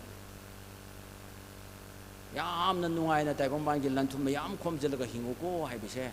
अदु नति अदुबो नंग अदुगा नंगी फैमिली अदु थवाई की पांगन फंगजरगा हिंजबा युमनो ओयो को है बिसे मिसि मैते बाप्टिस्ट चर्च की पाहना दे दुनिने योला अदोन लुपा लाख लाख पुरो लगा अखोन चुपली पांथोपा है बिसे अखोय पामजबा नतिने अदुबो योला अदोन क्रिश्चियन फचन तौरे है बिसे अखोय की चर्च अजुगे मिशन अदुगे रिपोर्ट ओइगदबनी चुपली पांथोपा नति को अदुगे दमक्तिने अखोय की चर्च न पाहना तौरगा पाहना फास्टिंग तौसे फास्टिंग तौबसे अखोय पेले है बिसे अखोय चर्च न ओय है बिसे को ओए ओइदबा यादबनी चर्च असिगी डॉक्ट्रिन से विदाउट प्रेयर पाहना तौदबा चर्च अदुन क्रि चर्च ओइगनी को अदुगी दमक्ता अखोय कन्न पाहना तौबे को डिवोशन तौवे नमी खुतिंग अयु खुतिंग होना डिवोशन दा असि जुबलिग दमक्ता चैलेंज तौबनी श्योर है थवाई की चर्च अमा ओइनांगाई दमक्ता इसी गो अखोयगी मिशन सेक्रेटरी ना कन्न चैलेंज तौखिबा MBA गा MBC MBA गा TBC MBA गा करिगुंबा अमादा समना हनगदबसे उखरुलम तमासिदा लेरिबसिंगसे असिना कनेक्टर ओइगदबनी सेंडर असि ओहनगदबनी हाइबसे यामना चैलेंज ओइबा वाफम अखोयगी रिवरेंड अखोयगी मैडम ना हाइजिबा असिदि अखोय मैतेना नुंगाइफम थोकपा नतिने तांकोना नुंगाइफम थोकपगी सेलिब्रेशन नि हाइ चुमदबा अइन पास्टर खराबो वारिसे नवे कियांगली नवे नाउ मियरना अवे पर्टे मयोंदर द लेलगा न मखरा जे वचा पास्टर न मचाना मन से अदु वादो खरा कंदम माले क्रिश्चियन दबा मैती चर्च के पास्टर ना अदुकुम ना ngang बसिदि नुंगाइ देन तोक परा लाक्त्रे बको छावरा खंदे बको अदुबो अइना हाइनिंग बदी अइगे वखंददि क्रेरा हैरगा मचानुपाना मागी बर्थडे तौगिनी हाइना मागी सुमांगदा सेलिब्रेट तौरगा मागी मपादुना लाक्तबिदा पांथोकपो ओइरबदी नुंगाइब्राने अखोय तांकुलगी दमक्ता चर्च हसिदा तांकुल हेडक्वार्टर्सदा ओक्सफोर्ड हेडक्वार्टर्सदा चर्च अचौ चौबा तरा कुन लेबसिना ख्वाइदगी नुंगाइबसिं निंगसि ओइगदबा थवाई ओइना खनबदा बगानदे थवाईगी ओइना खल्लबदी this is the day issue ओइगदबनी this is the day ꯉꯁꯤ ꯑꯣꯏꯒꯗꯕꯅꯤ ꯑꯗꯨꯕꯨ ꯊꯋꯥꯏꯗ ꯈꯟꯗꯕ ꯆꯔꯆ ꯑꯁꯨꯒꯤꯗꯃꯛꯇꯗꯤ ꯉꯁꯤ ꯃꯩꯇꯩ ꯆꯔꯆꯅ ꯁꯦꯂꯦꯕ꯭ꯔꯦꯠ ꯇꯧ ꯍꯥꯏꯕꯁꯨ ꯎꯔꯝꯂꯣꯏ ꯋꯥꯍꯩꯗꯨ ꯀꯟꯃꯜꯂꯦ ꯍꯥꯏꯅꯁꯨ ꯈꯜꯂꯝꯕ ꯌꯥꯏ ꯑꯗꯨꯕꯨ ꯃꯅꯨꯡꯒꯤ ꯑꯣꯏꯕꯒꯤ ꯋꯥꯈꯜ ꯀꯣ ꯑꯗꯨꯗꯤ ꯑꯩꯗꯤ ꯑꯗꯨꯒꯨꯝꯅ ꯊꯝꯅꯤꯡꯉꯤ ꯃꯩꯇꯩ ꯏꯆꯤꯟ ꯏꯅꯥꯎꯁꯤꯡꯕꯨ ꯀꯟꯚꯔꯠ ꯇꯧꯍꯟꯕ ꯃꯩꯇꯩ ꯏꯆꯤꯟ ꯏꯅꯥꯎꯁꯤꯡꯕꯨ ꯈ꯭ꯔꯤꯁꯇꯟ ꯑꯣꯏꯍꯟꯕ ꯍꯥꯏꯕꯁꯤꯗꯤ ꯑꯁꯤꯗꯒꯤ ꯅꯨꯡꯉꯥꯏꯕ ꯀꯔꯤ ꯂꯩꯕꯅꯣ ꯈ꯭ꯔꯤꯁꯇꯟꯒꯤ ꯄꯨꯟꯁꯤꯁꯤꯗ Proverbs chapter 11 verse 30 하이브도 He that wins the soul is wise. He that wins the soul is wise. 타와이 콤진바 미 아두디 하이싱바니 하이네. 하이싱바 church 와이드다나 ng시디 란톰기 development기 church 와이바 얌 우이에나. 아이 콰이드기 수완바 church기 야오신바니. 고 바나누슈 캉데 아이디. 고 까나 파스터 아바누슈 아이부 캉데. 아이디 ngaran디 파스터 호라. ꯑꯗꯨꯕꯨ ꯑꯩꯒꯤ ꯊꯃꯣꯏꯗꯗꯤ ꯊꯋꯥꯏ ꯍꯥꯏꯕꯒꯤ ꯔꯣꯝꯗꯤ ꯌꯥꯝ ꯆꯥꯛ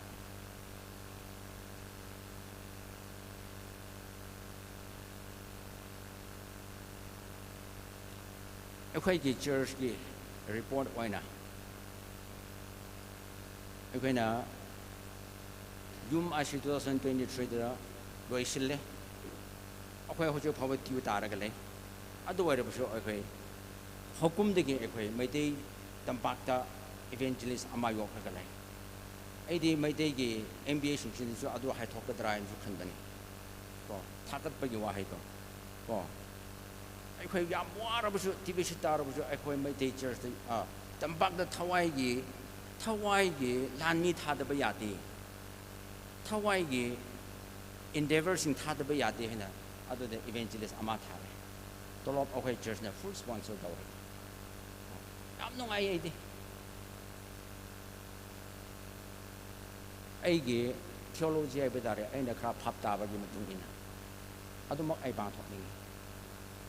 ꯑꯗꯨꯒ ꯉꯁꯤ ꯑꯩꯅ ꯗꯤꯀꯟꯁꯤꯡꯕꯨ ꯍꯥꯏꯕ ꯂꯩꯌꯦ ꯀꯣꯃꯤꯇꯤꯁꯤꯡꯕꯨ ꯑꯩꯈꯣꯏꯅ ꯐꯪꯈꯤꯕ ꯄꯩꯁꯥ ꯑꯣꯏꯔꯕꯁꯨ ꯀꯔꯤ ꯑꯣꯏꯔꯕꯁꯨ ꯉꯁꯤ ꯑꯁꯤꯗꯒꯤ ꯐꯪꯈꯤꯕ ꯊꯋꯥꯏꯒꯤ ꯄꯥꯡꯒꯜ ꯆꯨꯞꯂꯤ ꯍꯥꯏꯕꯁꯤꯗ ꯑꯩꯈꯣꯏꯅ ꯄꯥꯕ ꯀꯥꯟꯗ ꯌꯥꯝ ꯃꯨꯟꯅ ꯄꯥꯕ ꯀꯥꯟꯗ the spirit of the ꯆꯨꯞꯂꯤ is the Holy Spirit ꯍꯥꯏꯕꯅꯤ Holy Spiritꯒꯤ spirit ꯑꯗꯨ ꯆꯨꯞꯂꯤꯒꯤ spirit ꯑꯣꯏꯒꯗꯕꯅꯤ ꯍꯥꯏ ꯑꯗꯨ ꯑꯣꯏꯔꯕꯗꯤ ꯑꯩꯈꯣꯏꯅ ꯆꯨꯞꯂꯤꯁꯨ ꯂꯣꯏꯔ ꯀꯔꯤ ꯇꯧꯒꯗꯕ꯭ꯔꯥ ꯍꯥꯏꯔꯒ ꯃꯣꯜ ꯏꯚꯦꯟꯖꯦꯂꯤꯁ ꯑꯩꯈꯣꯏ ꯊꯥꯒꯗꯕꯅꯤ ꯉꯁꯤꯒꯤ ꯆꯨꯞꯂꯤꯒꯤ ꯏꯟꯀꯝꯁꯤꯅ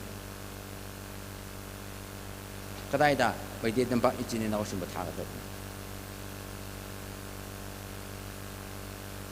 ꯀꯣ ꯑꯁꯤꯒꯤ ꯐꯪꯁꯟ ꯑꯁꯤꯗ ꯉꯁꯤ ꯑꯩꯈꯣꯏꯅ ꯁꯦꯝ ꯁꯥꯍꯧꯔꯕ ꯑꯁꯤꯗ ꯑꯩꯈꯣꯏꯅ ꯚꯥꯞ ꯇꯥꯍꯧꯔꯤꯕ ꯑꯁꯤꯒꯤ ꯄ꯭ꯔꯣꯖꯦꯛ ꯑꯁꯤꯅ ꯑꯁꯤꯒꯤ ꯄ꯭ꯂꯥꯟ ꯃꯌꯥꯝ ꯑꯁꯤꯅ ꯑꯁꯤꯒꯤ strategy ꯃꯌꯥꯝ ꯑꯁꯤꯅ ꯍꯌꯦꯡ ꯑꯩꯈꯣꯏ ꯃꯩꯇꯩ ꯇꯝꯄꯥꯛꯇ ꯂꯥꯟꯃꯤ ꯊꯥꯒꯗꯕꯅꯤ ꯑꯁꯤꯗ ꯑꯩꯈꯣꯏꯒꯤ ꯌꯨꯝ ꯁꯥꯒꯠꯅꯉꯥꯏ ꯅꯠꯇꯦ ꯆꯥꯛ ꯆꯥꯅꯉꯥꯏ ꯅꯠꯇꯦ ꯑꯗꯨ ꯑꯩ ꯄꯥꯝꯗꯦ ꯑꯗꯨꯒꯤꯗꯃꯛꯇ ꯉꯁꯤ ꯑꯩꯈꯣꯏꯒꯤ ꯆꯔꯆꯀꯤ ꯄ꯭ꯔꯣꯒ꯭ꯔꯥꯝ ꯑꯁꯤꯅ ꯑꯩꯈꯣꯏꯅ ꯄꯥꯝꯅꯥꯗ ꯀꯟꯅ ꯇꯧꯕꯤꯌꯨ ꯑꯩꯈꯣꯏ ꯊꯋꯥꯏ ꯊꯤꯕ ꯆꯔꯆ ꯑꯃꯅꯤ ꯍꯥꯏꯕꯁꯦ ꯄꯥꯁꯇꯔ ꯑꯩꯅ ꯅꯈꯣꯏꯕꯨ ꯌꯥꯝꯅ ꯅꯨꯡꯉꯥꯏ ꯍꯔꯥꯎꯅ ꯑꯗꯨꯁꯨ ꯐꯣꯡꯗꯣꯛꯄꯅꯤ ꯌꯥꯝꯅ ꯅꯨꯡꯉꯥꯏꯌꯦ ꯄꯥꯁꯇꯔ ꯂꯥꯛꯄꯤꯕꯁꯤꯡ ꯀꯣ ꯋꯥꯈꯜꯗ ꯌꯥꯝꯅ ꯄꯤ ꯇꯥꯅꯤꯡꯉꯤ ꯊꯃꯣꯏꯗ ꯑꯁꯤꯒꯨꯝꯅ ꯊꯧꯒꯠꯄꯤꯕ ꯆꯔꯆꯀꯤ ꯄꯥꯁꯇꯔꯁꯤꯡ ꯗꯤꯀꯟꯁꯤꯡ TBCAꯒꯤ MBAꯒꯤ ꯑꯩꯒꯤ ꯅꯨꯡꯉꯥꯏꯕ ꯍꯔꯥꯎꯕꯁꯦ ꯃꯇꯝꯁꯤ ꯏꯆꯥ ꯆꯥꯗꯅ ꯍꯧꯖꯤꯛ ꯐꯣꯡꯊꯣꯛꯄꯅꯤ ꯑꯗꯨꯕꯨ ꯑꯩꯒꯤ ꯋꯥꯈꯜꯗ ꯍꯣꯔꯦꯟꯁꯨ ꯃꯇꯝ ꯂꯩꯇ꯭ꯔꯕꯗꯤ ꯑꯁꯤ ꯐꯣꯡꯊꯣꯛꯍꯧꯗ꯭ꯔꯕꯗꯤ ꯑꯩꯒꯤ ꯆꯨꯞꯂꯤ ꯄꯥꯡꯊꯣꯛꯄꯒꯤ ꯑꯥꯔꯊꯥꯁꯨ ꯂꯩꯔꯣꯏ ꯀꯣ ꯑꯗꯨꯒꯤꯗꯃꯛꯇ ꯑꯩꯅ ꯋꯥꯍꯩ ꯊꯝꯅꯤꯡꯕꯅꯤ ꯌꯥꯝꯅ ꯅꯨꯡꯉꯥꯏꯔꯦ ꯑꯗꯨꯕꯨ ꯍꯧꯖꯤꯛ ꯉꯁꯥꯏ ꯑꯩꯈꯣꯏꯒꯤ ꯐꯥꯔꯁ ꯒ꯭ꯔꯤꯇꯤꯡꯁ ꯑꯗꯨꯗ ꯔꯤꯚꯔꯦꯟ ꯃꯦꯗꯝ ꯑꯃꯅ ꯑꯩꯈꯣꯏꯕꯨ ꯍꯥꯏꯈꯤꯕꯗꯨ ꯑꯩꯅ ꯑꯗꯨꯝ ꯑꯩꯅ ꯏꯍꯧꯕꯗꯨ ꯑꯩꯈꯣꯏ ꯇꯥꯡꯈꯨꯜꯅ ꯅꯨꯡꯉꯥꯏꯐꯝ ꯊꯣꯛꯏ ꯑꯅꯤꯁꯨꯕꯗ ꯅꯪꯒꯤ ꯃꯩꯇꯩ ꯃꯆꯥꯁꯤꯡꯕꯨꯁꯨ ꯑꯩꯅ ꯍꯪꯅꯤꯡꯕꯗꯤ ꯅꯪꯊꯟꯗ ꯈ꯭ꯔꯤꯁꯇꯟ ꯑꯣꯏꯔꯤꯕ꯭ꯔꯥ ꯅꯪꯅꯗꯤ ꯏꯚꯦꯟꯖꯦꯂꯤꯁ ꯑꯣꯏꯔꯒ ꯂꯩ ꯅꯪꯅꯗꯤ ꯄꯥꯁꯇꯔ ꯑꯣꯏꯔꯒ ꯂꯩ ꯅꯪꯒꯤ ꯌꯨꯝ ꯅꯪꯒꯤ ꯃꯔꯤ ꯃꯇꯥꯁꯤꯡꯗꯤ ꯉꯁꯤ ꯐꯥꯎꯕ ꯈ꯭ꯔꯤꯁꯇꯟ ꯑꯣꯏꯗ꯭ꯔꯤꯕ꯭ꯔꯥ ꯑꯁꯤꯗꯤ ꯑꯩꯗꯤ ꯀꯟꯅ ꯍꯪꯅꯤꯡꯕꯅꯤꯀꯣ ꯅꯪꯒꯤ ꯈ꯭ꯔꯤꯁꯇꯟ ꯑꯣꯏꯕ ꯍꯥꯏꯕꯁꯤꯗ ꯀꯔꯤꯒꯨꯝꯕ ꯔꯤꯃꯥꯔꯛ ꯑꯃꯗꯤ ꯂꯩꯕ꯭ꯔꯥ ꯃꯈꯣꯏꯅ ꯇꯝꯖꯅꯉꯥꯏ ꯑꯃ ꯐꯥꯎꯕ ꯂꯩꯇꯕ꯭ꯔꯥ ꯅꯪꯅ ꯈ꯭ꯔꯤꯁꯇꯟ ꯆꯍꯤ 10-20 ꯑꯣꯏꯔꯒ 10 ꯑꯣꯏꯔꯒ ꯅꯪꯅ ꯏꯚꯦꯟꯖꯦꯂꯤꯁ ꯑꯣꯏꯔꯒ ꯅꯪꯅ ꯄꯥꯁꯇꯔ ꯑꯣꯏꯔꯒ ꯅꯪꯒꯤ ꯅꯅꯥꯎ ꯅꯨꯄꯥꯗꯤ ꯈ꯭ꯔꯤꯁꯇꯟ ꯑꯣꯏꯗꯕ ꯅꯪꯒꯤ ꯅꯨꯄꯥꯅꯗꯤ ꯈ꯭ꯔꯤꯁꯇꯟ ꯑꯣꯏꯗꯕ ꯅꯪꯒꯤ ꯕꯕꯥꯅꯗꯤ ꯅꯪꯒꯤ ꯏꯃꯥꯅꯗꯤ ꯉꯁꯤꯁꯨ ꯈ꯭ꯔꯤꯁꯇꯟ ꯑꯣꯏꯗ꯭ꯔꯤꯕ ꯑꯗꯨ ꯑꯣꯏꯔꯕꯗꯤ ꯅꯪꯉꯣꯟꯗ ꯇꯝꯖꯅꯉꯥꯏ ꯅꯪꯒꯤ ꯈ꯭ꯔꯤꯁꯇꯟꯅꯤꯇꯤ ꯍꯥꯏꯕꯁꯤ ꯃꯩꯇꯩꯒꯤ ꯀꯁꯇꯝ ꯑꯗꯨꯅ ꯋꯥꯡꯉꯤꯅꯦ ꯑꯗꯨ ꯑꯣꯏꯔꯕꯗꯤ ꯅꯪꯉꯣꯟꯗ ꯑꯁꯣꯏꯕ ꯂꯩꯕ꯭ꯔꯥ अचुंबगी जिशु ख्रिस्ट की नागरिक ओइद्रिब्रा ना ममिंग की नॉमिनल क्रिश्चियन ओइरिब्रा हाइबिसु आइदि अदुसु थमनिंगिनि मसिदि नॉमिनल क्रिश्चियन याम खेने अचुंब क्रिश्चियन मैते द इवेंजलिस्ट मैते की एमबीए की मिशन सेक्रेटरी नाइब अराउंड 80,000 हाइने चैलेंज तौई 80,000 से अचुंब नागरिक ओइरमलबदि अखोइना लाख लाख असे मी खोमबद खरिसु वारोइसु वायरोइ दरा हाइनेसु खल्लिको अचुंब नागरिक ओइहनसे हेबदसु चैलेंज अगे थमबदि तोंगाना खनबिगनो आइगे थमोइगे ओइबा शेयरिंग अदुनो खोइबा अदुगुम आइगे बर्डन अदु शेयर तौबनि मियाबो सोना बोर्ड बिबो ओइसना ख्वाइदिगी अफाबा हिथाक असिदि गसाइ खोइगे स्पीकर अमाना हाइगिबदु पेंडेमिक कोविड की लाइना अदु फनगाइ लैये हेरबदि पापत चेलबा मियाम असे कोविड नारागा नैरिबा मियाम अदुगो कोविड नाबगी अफाबगी जिसु ख्रिस्ट हिथा अदु बिजनाय नंग आइना नुमि खुतुंग पाना तौरगा अखै मिनिस्ट्री से पाथोक्सि गो हाइबिसे मैदि चर्च के पास्टर की विशने मियाबो सोना बोर्ड बिबो ओइसना हजिदि अखैगे प्रोग्राम की मथुंगिना सिगुमना चथनिंगी अखैगे योलासिंग को अखै योला तरामरी लैय हाइबसे पाथोखरे अदुबंगिसे आइसुदा प्रेजेंट तौरिबा मियाम सिंग इशु ओइना लालिबसिंबो अखैगे चर्च के एम्बेसडर ओइबियो चर्च के एम्बेसडर हाइबिसिदि जिसु ख्रिस्ट की वापाउ सन्थौबा मियाम ममम ओइबियो नंगी युमनुंगदा नंगी फैमिली दा नंगी मपुरोइबा की फैमिली दा ईश्वर के अफा वापाउ तंबियोको हाइबिसे जिसु ख्रिस्ट दि नुंसिबा मिचिंग मखाइ नाइदबा ईश्वरने हाइबगी वाहाइदो नंगी खुंदा चलगा नंगी मपुरोइबगी युमदा नंदा वापाउदो सन्थौपियो हाइबिसे चर्च की नुंगाइबा हराउबगी सलामनी हाइबिसे अदुसु थमनिंगबनि अदु फरे अखोइ हजिदि मखोइगी दमकता अइना खनथोलगा प्रार्थना तौबिगे मयामना अखोइ मेदि चर्च की वालागे दमकता वाखंदा मुन्ना प्रार्थना तौबियो हाइबिसे आइगे अपीलने अदुना योलासिंग लाखबियो मफम असिदा कामिलजो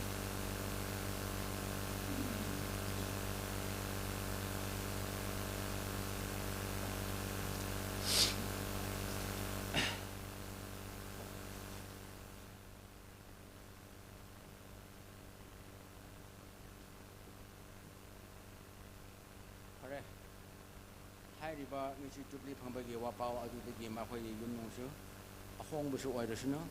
हेना नुंगाइबसु ओइरसुनो अनिमकिदमक्ता खोइगे चर्च किदमक्तसु अखोइगे युमनुगिदमक्तसु सोरगे पोर फंगजबा अनिमक ओइहननाइदमक्ता अइना मयामगे महद खनथोना पाना तौगे मयामना पांबियो नुंसिबना थलबा मचिंग मखाइ नाइदबा प्रभु जिसु ख्रिस्ट निगे मिले हाना वांखटबा ओइसनो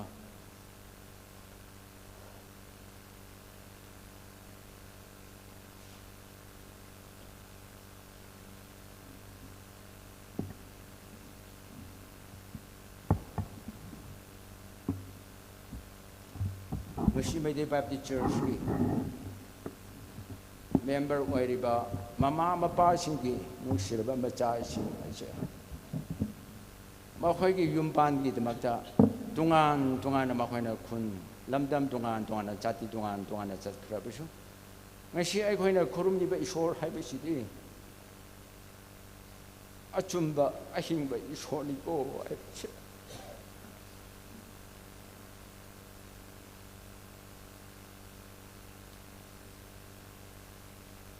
Media Baptist Church na ngasi jubli yorok ba mayam masina makhoi ki thakta ishor partner tau piraga leiba haibise shor ningi aning ba oihanbiyo akhoi gi shor jubli gi mahausani haina pangthokpa gi program oidadana ajumba thawai da shokpiba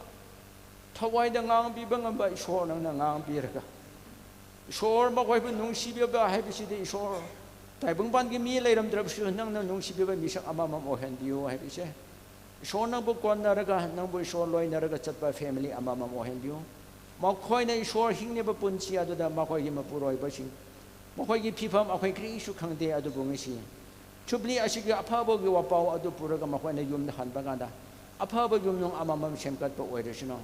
aphabo makhoi na redi ba maphama do aphabo church ama oirasino aphabo gi ishor lamdam ama oisino haibise ngisi Media Baptist Church oiba akhoi gi partner ne Media Baptist Church ang isinong siraba Media ichinaw kiyamok nang napurokpi. Tangkon ichinaw mayam church achaw bagi member mayam purokpi. Association ayam bagi association achaw bagi shore cabinet purokpi raka. ꯑꯩꯈꯣꯏ ꯃꯤꯌꯥꯝꯅ ꯃꯈꯣꯏ ꯑꯁꯤꯕꯨ ꯏꯁꯣꯔ ꯅꯪꯒꯤ ꯃꯤꯡꯗ ꯊꯥꯒꯠꯂꯒ ꯏꯁꯣꯔ ꯃꯈꯣꯏꯅ ꯉꯁꯤ ꯑꯣꯏꯔꯤꯕ ꯐꯤꯐꯝ ꯑꯁꯤꯗ ꯏꯁꯣꯔ ꯅꯪꯅ ꯌꯥꯎꯕꯤꯗꯕ ꯌꯥꯗꯦ ꯍꯥꯏꯅ ꯉꯁꯤ ꯃꯩꯇꯩ ꯕꯥꯞꯇꯤꯁ ꯆꯔꯆꯅ ꯏꯁꯣꯔ ꯈꯨꯠ ꯊꯥꯡꯒꯠꯂꯒ ꯌꯥꯎꯁꯟꯕ ꯑꯩꯅ ꯃꯈꯣꯏꯒꯤꯗꯃꯛꯇ ꯄ꯭ꯔꯥꯔꯊꯅꯥ ꯇꯧꯔꯤꯕ ꯃꯈꯣꯏꯕꯨ ꯅꯪꯅ ꯏꯁꯣꯔ ꯄꯣꯔ ꯄꯤꯔꯤꯕ ꯃꯈꯣꯏꯒꯤ ꯑꯉꯥꯡꯁꯤꯡ ꯃꯈꯣꯏꯒꯤ ꯃꯄꯨꯔꯣꯏꯕ ꯃꯈꯣꯏꯒꯤ ꯏꯁꯣꯔ ꯃꯃꯥ ꯃꯄꯥ ꯑꯣꯏꯔꯤꯕ ꯃꯌꯥꯝ ꯑꯁꯤꯕꯨ ꯏꯁꯣꯔ ꯅꯪꯒꯤ ꯋꯥꯠꯄ ꯅꯥꯏꯗꯕ ꯄꯣꯔ ꯑꯗꯨ ꯐꯪꯍꯜꯂꯨ ꯑꯗꯨꯒ ꯃꯈꯣꯏꯅ ꯂꯩꯔꯤꯕ ꯌꯨꯝ ꯆꯀꯥ ꯃꯌꯥꯝ ꯑꯁꯤꯗ ꯏꯁꯣꯔ ꯃꯈꯣꯏꯒꯤ ꯐꯦꯃꯤꯂꯤ ꯔꯤꯂꯦꯁꯟ ꯃꯌꯥꯝ ꯑꯁꯤ ꯔꯤꯂꯦꯇꯤꯚ ꯃꯌꯥꯝ ꯑꯁꯤꯕꯨꯁꯨ ꯏꯁꯣꯔ ꯅꯪꯅ ꯁꯣꯛꯄꯤꯔꯒ ꯂꯣꯏꯅ ꯈ꯭ꯔꯤꯁꯇꯤꯌꯟ ꯑꯣꯏꯔꯒ ꯅꯪꯕꯨ ꯊꯥꯒꯠꯄ ꯖꯤꯁꯨ ꯈ꯭ꯔꯤꯁꯇꯕꯨ ꯊꯥꯒꯠꯄ ꯐꯦꯃꯤꯂꯤ ꯑꯃꯃꯝꯁꯨ ꯑꯣꯏꯍꯟꯕꯤꯌꯨ ꯃꯈꯣꯏꯅ ꯍꯣꯠꯅꯔꯤꯕ ꯊꯕꯛ ꯃꯌꯥꯝꯁꯨ ꯃꯥꯏ ꯄꯥꯛꯍꯟꯕꯤꯌꯨ ꯃꯈꯣꯏꯕꯨ ꯁꯅꯥ ꯂꯟꯊꯨꯝ ꯑꯣꯏꯔꯕꯁꯨ ꯑꯋꯥꯠꯄ ꯂꯩꯇꯗꯅ ꯍꯤꯡꯖꯕ ꯄꯥꯡꯒꯜ ꯑꯗꯨꯁꯨ ꯄꯤꯕꯤꯌꯨ ꯏꯪ ꯇꯞꯄꯒꯤ ꯄꯨꯟꯁꯤ ꯑꯗꯨ ꯃꯈꯣꯏꯕꯨꯁꯨ ꯐꯪꯍꯜꯂꯣ ꯍꯥꯏꯅ ꯉꯁꯤ ꯆꯨꯞꯂꯤ ꯐꯪꯕꯒꯤ ꯈ꯭ꯋꯥꯏꯗꯒꯤ ꯃꯔꯨꯑꯣꯏꯕꯒꯤ ꯁ꯭ꯄꯦꯁꯤꯌꯦꯜ ꯄ꯭ꯔꯣꯒ꯭ꯔꯥꯝ ꯑꯁꯤꯗ ꯁꯣꯜꯂꯕꯅ ꯑꯩꯅ ꯈꯨꯠ ꯊꯥꯡꯒꯠꯂꯒ ꯅꯪꯅ ꯇꯩꯕꯤꯈ꯭ꯔꯕ ꯊꯥꯎ ꯑꯁꯦ ꯏꯁꯣꯔ ꯑꯗꯨꯒꯤ ꯕ꯭ꯂꯦꯁꯤꯡꯁꯦ ꯃꯈꯣꯏꯕꯨ ꯏꯁꯣꯔ ꯇꯥꯕꯤꯌꯨ ꯍꯥꯏꯅ ꯈꯨꯔꯨꯝꯖꯕꯅꯤ ꯏꯁꯣꯔ ꯅꯪꯅ ꯅꯨꯡꯁꯤꯕꯤꯌꯨ ꯉꯁꯤꯗꯒꯤ ꯍꯧꯅ ꯃꯈꯣꯏꯒꯤ ꯄꯨꯟꯁꯤ ꯃꯈꯣꯏꯒꯤ ꯏꯁꯣꯔ ꯐꯦꯃꯤꯂꯤ ꯃꯌꯥꯝ ꯑꯁꯤꯒꯤ ꯑꯍꯣꯡꯕꯒꯤ ꯄꯨꯟꯁꯤꯁꯦ ꯃꯤꯠꯇ ꯑꯣꯏꯔꯕꯁꯨ ꯎꯕ ꯌꯥꯕꯒꯤ ꯄꯥꯡꯒꯜ ꯑꯗꯨ ꯄꯤꯕꯤꯌꯨ ꯃꯌꯥꯝ ꯑꯁꯤ ꯅꯪꯒꯤ ꯕ꯭ꯂꯦꯁꯤꯡꯒꯤ ꯃꯈꯥꯗ ꯄꯥꯡꯊꯣꯛꯄ ꯍꯥꯏꯕꯁꯦ ꯆꯔꯆꯀꯤꯗꯃꯛꯇꯁꯨ ꯐꯦꯃꯤꯂꯤ ꯑꯗꯨꯒꯤꯗꯃꯛꯇꯁꯨ ꯏꯁꯣꯔ ꯑꯅꯤꯃꯛꯀꯤꯗꯃꯛꯇ ꯌꯥꯏꯐꯕ ꯑꯣꯏꯍꯟꯕꯤꯌꯨꯀꯣ ꯍꯥꯏꯅ ꯉꯁꯤ 2025 ꯑꯁꯤꯗ ꯃꯩꯇꯩ ꯕꯥꯞꯇꯤꯁ ꯆꯔꯆꯀꯤ 25 ꯁꯤꯚꯤꯜ ꯖꯨꯕꯤꯂꯤ ꯄꯥꯡꯊꯣꯛꯄ ꯍꯥꯏꯕꯁꯦ ꯈ꯭ꯋꯥꯏꯗꯒꯤ ꯅꯨꯡꯉꯥꯏꯕ ꯈ꯭ꯋꯥꯏꯗꯒꯤ ꯍꯔꯥꯎꯕ ꯑꯗꯨꯒ ꯂꯣꯏꯅꯅ ꯄꯨꯟꯁꯤꯒꯤ ꯐꯥꯎꯟꯗꯦꯁꯟ ꯑꯣꯏꯈꯤꯕ ꯃꯇꯝ ꯑꯁꯤꯗꯒꯤ ꯑꯣꯏꯍꯟꯕꯤꯌꯨ ꯍꯥꯏꯅ ꯊꯥꯒꯠꯄꯗ ꯄꯦꯟꯕ ꯅꯥꯏꯗ꯭ꯔꯕ ꯄ꯭ꯔꯚꯨ ꯖꯤꯁꯨ ꯅꯉꯣꯟꯗ ꯅꯣꯟꯖꯔꯒ ꯄ꯭ꯔꯥꯔꯊꯅꯥ ꯇꯧꯖꯕꯅꯤ ꯁꯔꯒꯇꯥꯅ ꯂꯧꯈꯠꯄꯤꯌꯨ 아멘.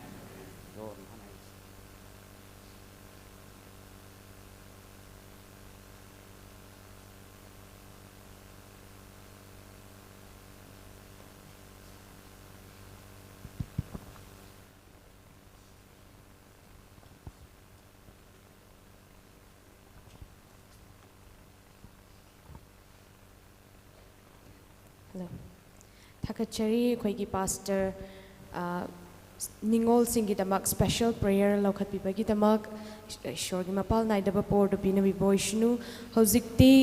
presentation gi matam du laigani aduna presentation gi matam se lawbi nanaba jubilee committee da muk matam se sinajari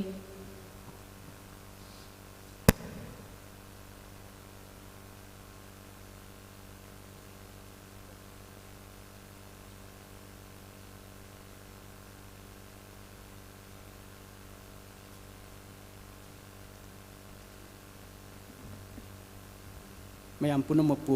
ꯍꯔꯥꯎ ꯅꯨꯡꯉꯥꯏꯕ ꯐꯣꯡꯗꯣꯛꯆꯔꯤ ꯉꯁꯤ ꯑꯩꯈꯣꯏꯒꯤ ꯆꯍꯤ 15 ꯁꯨꯔꯛꯄꯒꯤ ꯁꯤꯜꯚꯔ ꯖꯨꯕꯤꯂꯤ ꯄꯥꯡꯊꯣꯛꯄ ꯐꯪꯕꯁꯤ ꯏꯁꯣꯔꯕꯨ ꯌꯥꯝ ꯊꯥꯒꯠꯂꯦ ꯏꯁꯣꯔꯅ ꯍꯧꯖꯤꯛ ꯐꯥꯎꯕ ꯆꯔꯆ ꯑꯁꯤꯒꯤ ꯃꯦꯝꯕꯔꯁꯤꯡ ꯊꯧꯔꯥꯡ ꯇꯧꯔꯒ ꯊꯝꯕꯤꯔꯝꯕ ꯑꯁꯤꯒꯤꯗꯃꯛꯇꯁꯨ ꯃꯈꯣꯏ ꯂꯩꯇꯅ ꯊꯥꯒꯠꯂꯦ ꯑꯗꯨꯅ ꯑꯩꯈꯣꯏꯒꯤ ꯆꯔꯆ ꯑꯁꯤ ꯍꯧꯖꯤꯛ ꯐꯥꯎꯕ ꯂꯩꯔꯛꯄꯁꯤꯗ ꯌꯥꯝꯅ ꯃꯔꯨꯑꯣꯏꯕ ꯊꯧꯗꯥꯡ ꯂꯧꯔꯝꯕꯁꯤꯡ ꯉꯁꯤꯗꯤ ꯍꯧꯖꯤꯛ ꯆꯥꯛ ꯆꯥꯗ꯭ꯔꯤ ꯐꯥꯎꯒꯤ ꯂꯦꯝꯍꯧꯔꯤꯕ ꯃꯇꯝꯁꯤ ꯄ꯭ꯔꯖꯦꯟꯇꯦꯁꯟ ꯄꯤꯕꯗ ꯑꯣꯏꯅ ꯂꯣꯏꯅ ꯁꯤꯖꯤꯟꯅꯔꯒꯦ ꯃꯌꯥꯝꯁꯨ ꯑꯗꯨꯝ ꯈꯔ ꯈꯥꯡꯕꯤꯌꯨ ꯑꯩꯈꯣꯏ ꯄ꯭ꯔꯖꯦꯟꯇꯦꯁꯟꯁꯤ ꯑꯩꯈꯣꯏ ꯍꯧꯖꯔꯒꯦ ꯍꯧꯖꯤꯛ ꯏꯍꯥꯟ ꯍꯥꯟꯅ ꯄꯨꯡꯌꯣ ꯑꯦꯁꯣꯁꯤꯌꯦꯠ ꯄꯥꯁꯇꯔ ꯇꯨꯂꯨꯏ ꯕꯥꯞꯇꯤꯁ ꯆꯔꯆ ꯑꯃꯨꯛꯇꯪ ꯊꯣꯛꯄꯤꯔꯛꯑꯣ ꯑꯩꯈꯣꯏ ꯄꯥꯁꯇꯔꯅ ꯑꯃꯨꯛꯇꯪ ꯃꯁꯤ ꯄꯤꯕꯤꯅꯕ ꯆꯔꯆꯀꯤ ꯁꯥꯏꯠꯇꯒꯤ ꯄꯣꯠ ꯃꯆꯥ ꯑꯃ ꯊꯧꯔꯥꯡ ꯇꯧꯖꯔꯤ ꯑꯩꯈꯣꯏ ꯑꯃꯨꯛꯇ ꯄꯨꯁꯟꯕꯤꯔꯛꯑꯣ ꯇꯨꯂꯨꯏ ꯕꯥꯞꯇꯤꯁ ꯆꯔꯆ ꯑꯃꯨꯛꯇ ꯄꯨꯁꯟꯕꯤꯔꯛꯑꯣ ꯃꯤ ꯂꯩꯇ꯭ꯔꯕꯣ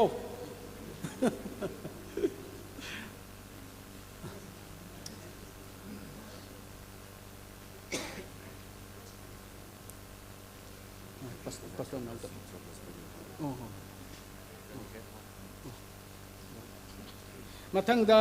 ꯔꯤꯕ꯭ꯔꯦꯟ ꯉꯌꯥꯏꯂꯩ ꯁꯤꯂꯨꯡꯒꯣ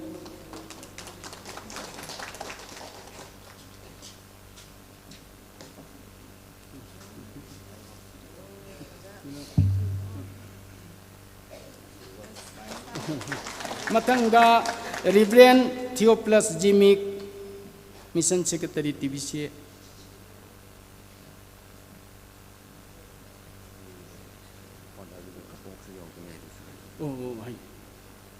ꯑꯗꯨ ꯃꯌꯥꯝꯅ ꯑꯁ ꯍꯥꯏꯗꯣꯛꯄꯗ ꯀꯥꯎꯍꯧꯕ ꯑꯃ ꯑꯩꯈꯣꯏꯅ ꯄꯤꯔꯤꯕꯁꯤꯗ ꯃꯩꯇꯩꯒꯤ ꯀꯕꯣꯛ ꯌꯥꯝꯅ ꯍꯥꯎꯔꯕ ꯀꯕꯣꯛ ꯍꯥꯞꯄꯤꯕꯅꯦ ꯑꯩꯈꯣꯏ ꯍꯣꯔꯦꯟ ꯅꯨꯡꯉꯥꯏꯅ ꯍꯥꯎꯅ ꯆꯥꯕꯤꯌꯣ ꯃꯁꯤ ꯃꯇꯪ ꯈꯪꯍꯟꯖꯅꯤꯡꯕꯅꯤ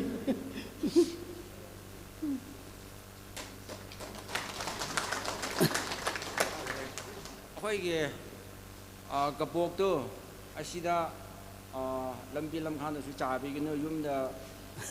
ꯐꯦꯃꯤꯂꯤꯗ ꯄꯨꯔꯛꯂꯒ ꯄꯥꯔꯅꯥ ꯇꯧꯔꯒ ꯆꯥꯕꯤꯌꯨ ꯌꯥꯝꯅ ꯃꯩꯇꯩꯒꯤ ꯑꯣꯏꯕ ꯀꯁꯇꯝꯒꯤ ꯑꯣꯏꯕ ꯃꯃꯜ ꯌꯥꯝꯅ ꯇꯥꯡꯕ ꯀꯕꯣꯛꯅꯤꯀꯣ ꯑꯩꯈꯣꯏꯁꯤꯡꯁꯦ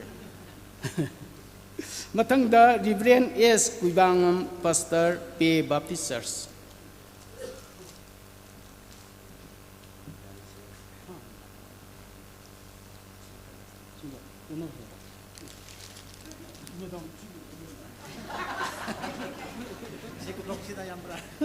ꯀꯕꯣꯛꯁꯤꯅ ꯌꯥꯝꯕ꯭ꯔꯥ ꯈꯪꯗꯦ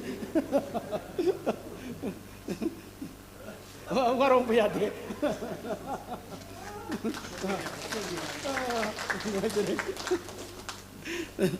ꯍꯧꯖꯤꯛꯇꯤ ꯑꯩꯈꯣꯏ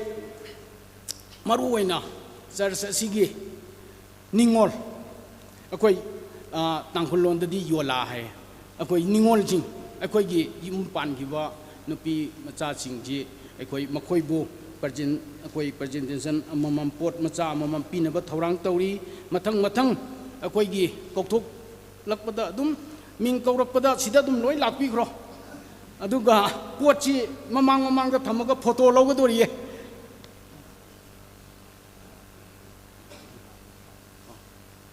ꯀꯅꯥꯒꯨꯝꯕ ꯌꯣꯂꯥ ꯂꯥꯛꯄ ꯑꯩꯈꯣꯏꯒꯤ ꯅꯤꯡꯉꯣꯜꯒꯤ ꯅꯨꯄꯥ ꯅꯤꯡꯉꯣꯜ ꯃꯋꯥ ꯌꯥꯎꯔꯛꯑꯒꯗꯤ ꯑꯗꯨꯝ ꯃꯣꯏꯁꯨ ꯑꯃꯨꯛꯇꯪ ꯊꯣꯛꯄꯤꯔꯒ ꯂꯦꯞꯃꯤꯟꯅꯕ ꯐꯩ ꯐꯣꯇꯣ ꯂꯧꯒꯦ ꯇꯧꯅꯤ ꯑꯩꯈꯣꯏ ꯃꯤꯡ ꯀꯧꯊꯣꯔꯛꯑꯒꯦ ꯁꯂꯥꯝ ꯌꯥꯏꯐꯕꯤ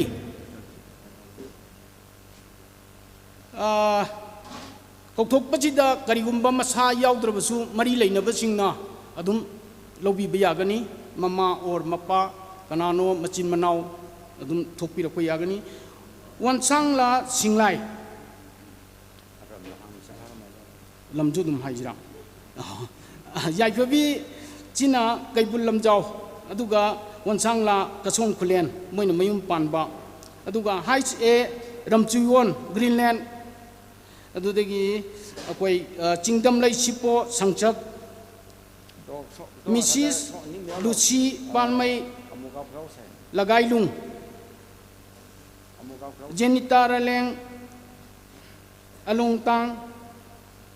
एल जूली हुंदुंगोदा डॉक्टर सुनीता थोकचोम लेंजन बिरो जेड बी प्रीति जिमिक प्रीति सैजा Greenland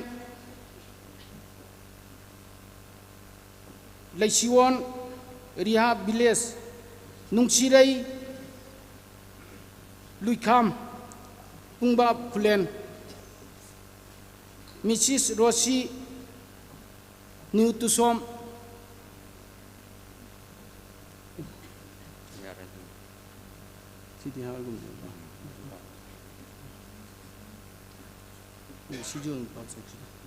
Mrs Mercy सबुंखोक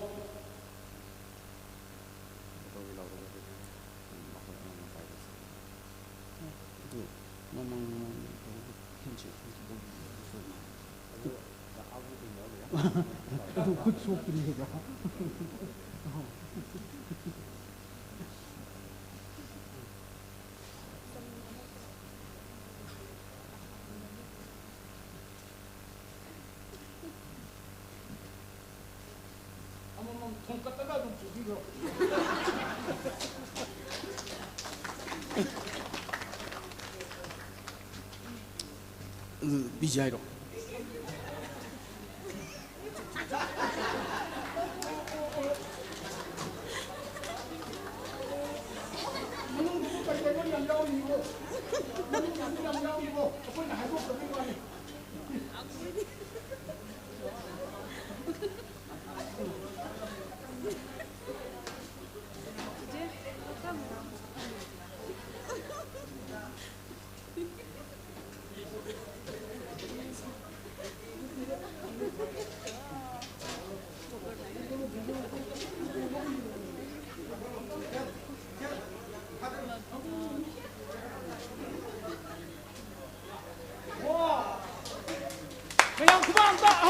amta kubiyo.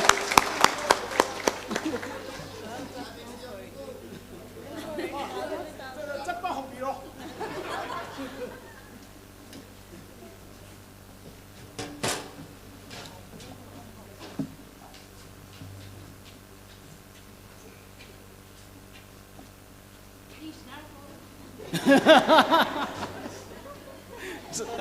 Church na pik panara karino sahi kun manga surasu moiji tara mukti hen mu hendrene mayum palami je adu sahi yang khai da budi kun kunsa di su busu yai da mi adu golden jubilee da adum yamna pangthok patare mayam moigi kaino ma loisin jagre aduga mathang da aikoi gi former pastor church da hayak agdorok padagi pastor woi biram basing akoi invite ti tokjabani adubu lakpa ngamaroi hairakpana ayam basi amta lakhidre hujikchi akoi gi laigida basu yaure aduna adum magi mari leinaba imung manungna lakpiraga masi lawinaba ningsingjari akoi phi macha mamam thorang tokjari ihan hanbada wai kumar kakching chiju laktre aikoi duga Reverend Surchandra M Ninghor maki mari leinabasing lakpirabasu maji leigidre adu magi leihoriba nupi amadi macha jing moiju laktre aduga Reverend Pamthing Ramsan leikidraba mazu leigidre adu magi mari leinaba macha nipa lai akoi Theophilus Ramchan mahang ta thopiro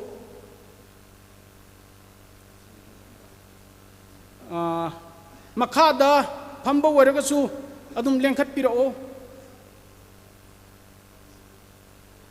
Theophilus Ramchan laktrabu mala aduga mathangda akoi Wairamba ga mari leinaba kanagumba lobi be yaba leiraga so adum lengthok piro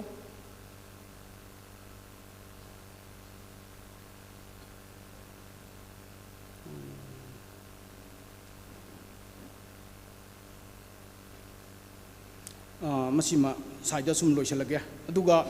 akoi hanna church sida evangelist oina pubiramba akoi yamne adubu lakbadi moi ani lakpo uye akoi masi angta lengjan biraknaba o Bijenti lakti lakhibuni adu makhada leikibra ASP Chonjon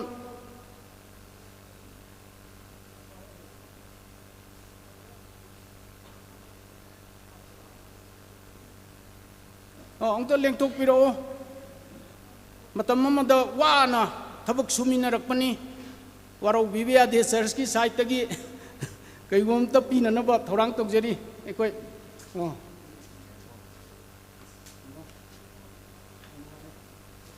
okay Bijenti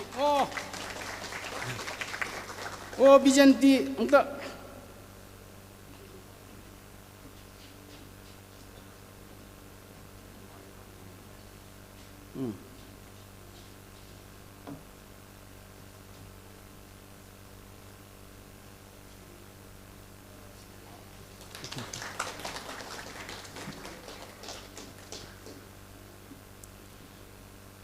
aduga mathangda aikoigi hujik pangthoiba program asida mayambu thamoi inghaliba maswat khon makoigi isaina mayambu thamoi inghanduna yamna nuaiba tanja pinabiba maswat khon gi party angta changbiro lei angta changbiro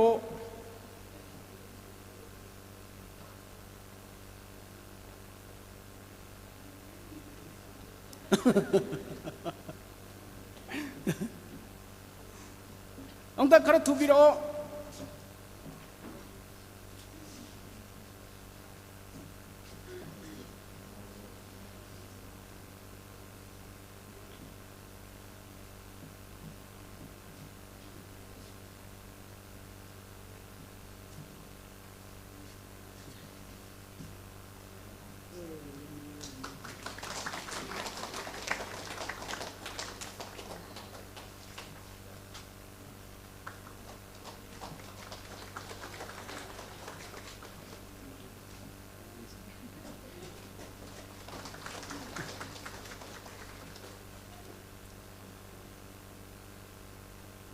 ꯑꯗꯨꯗꯒꯤ ꯑꯩꯈꯣꯏꯒꯤ ꯆꯔꯆꯁꯤ ꯍꯧꯗꯣꯛꯄꯤꯔꯝꯕ ꯄꯥꯏꯑꯣꯅꯔ ꯑꯩꯈꯣꯏꯒꯤ ꯆꯔꯆ ꯍꯧꯗꯣꯛꯄꯤꯕ ꯃꯈꯣꯏ ꯑꯍꯨꯝ ꯇꯤꯌꯥꯏꯁ G10 ꯃꯥꯁꯤ ꯃꯁꯥꯗꯤ ꯂꯥꯛꯄ ꯉꯝꯗ꯭ꯔꯦ ꯑꯗꯨ ꯃꯔꯤ ꯂꯩꯅꯕꯅ ꯑꯗꯨꯝ ꯂꯧꯕꯤꯌꯣ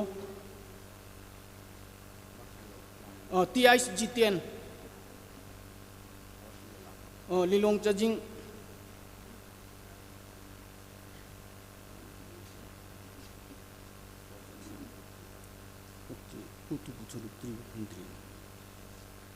सप्लाई वाला खर अंत थवाई याउबियो मतम मांगुंजी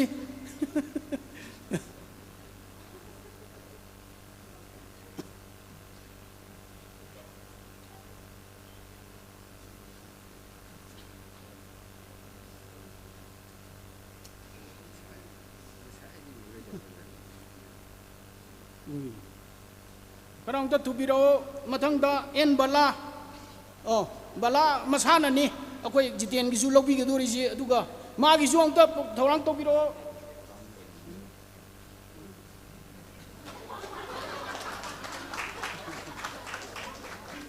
अंत खर तुबिरो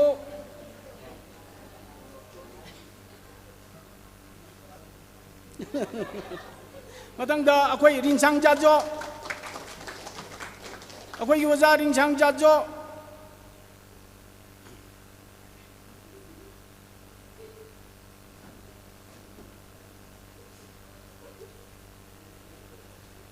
रिंसांग जाजो अंत तुबिरो वजा लौरमदाइदि खर थुगदबनी अखोइसु सचत पिथोकदोरिबा अंत लेंचन बिरो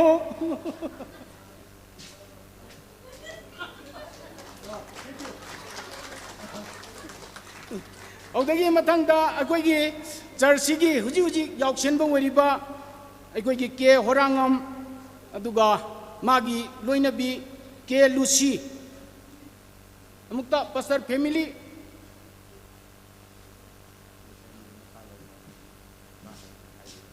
यारदी मखादा लेरसु अंत लापियो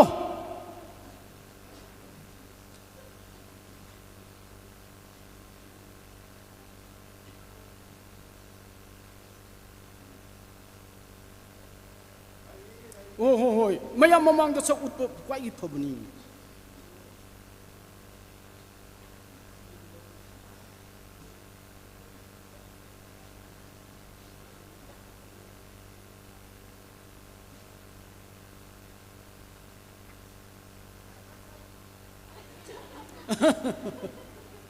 मैडम हम तो खरा थुना लेंजन बिरो हाँ इलोबा सोंदगी जो अमुक इलो है रे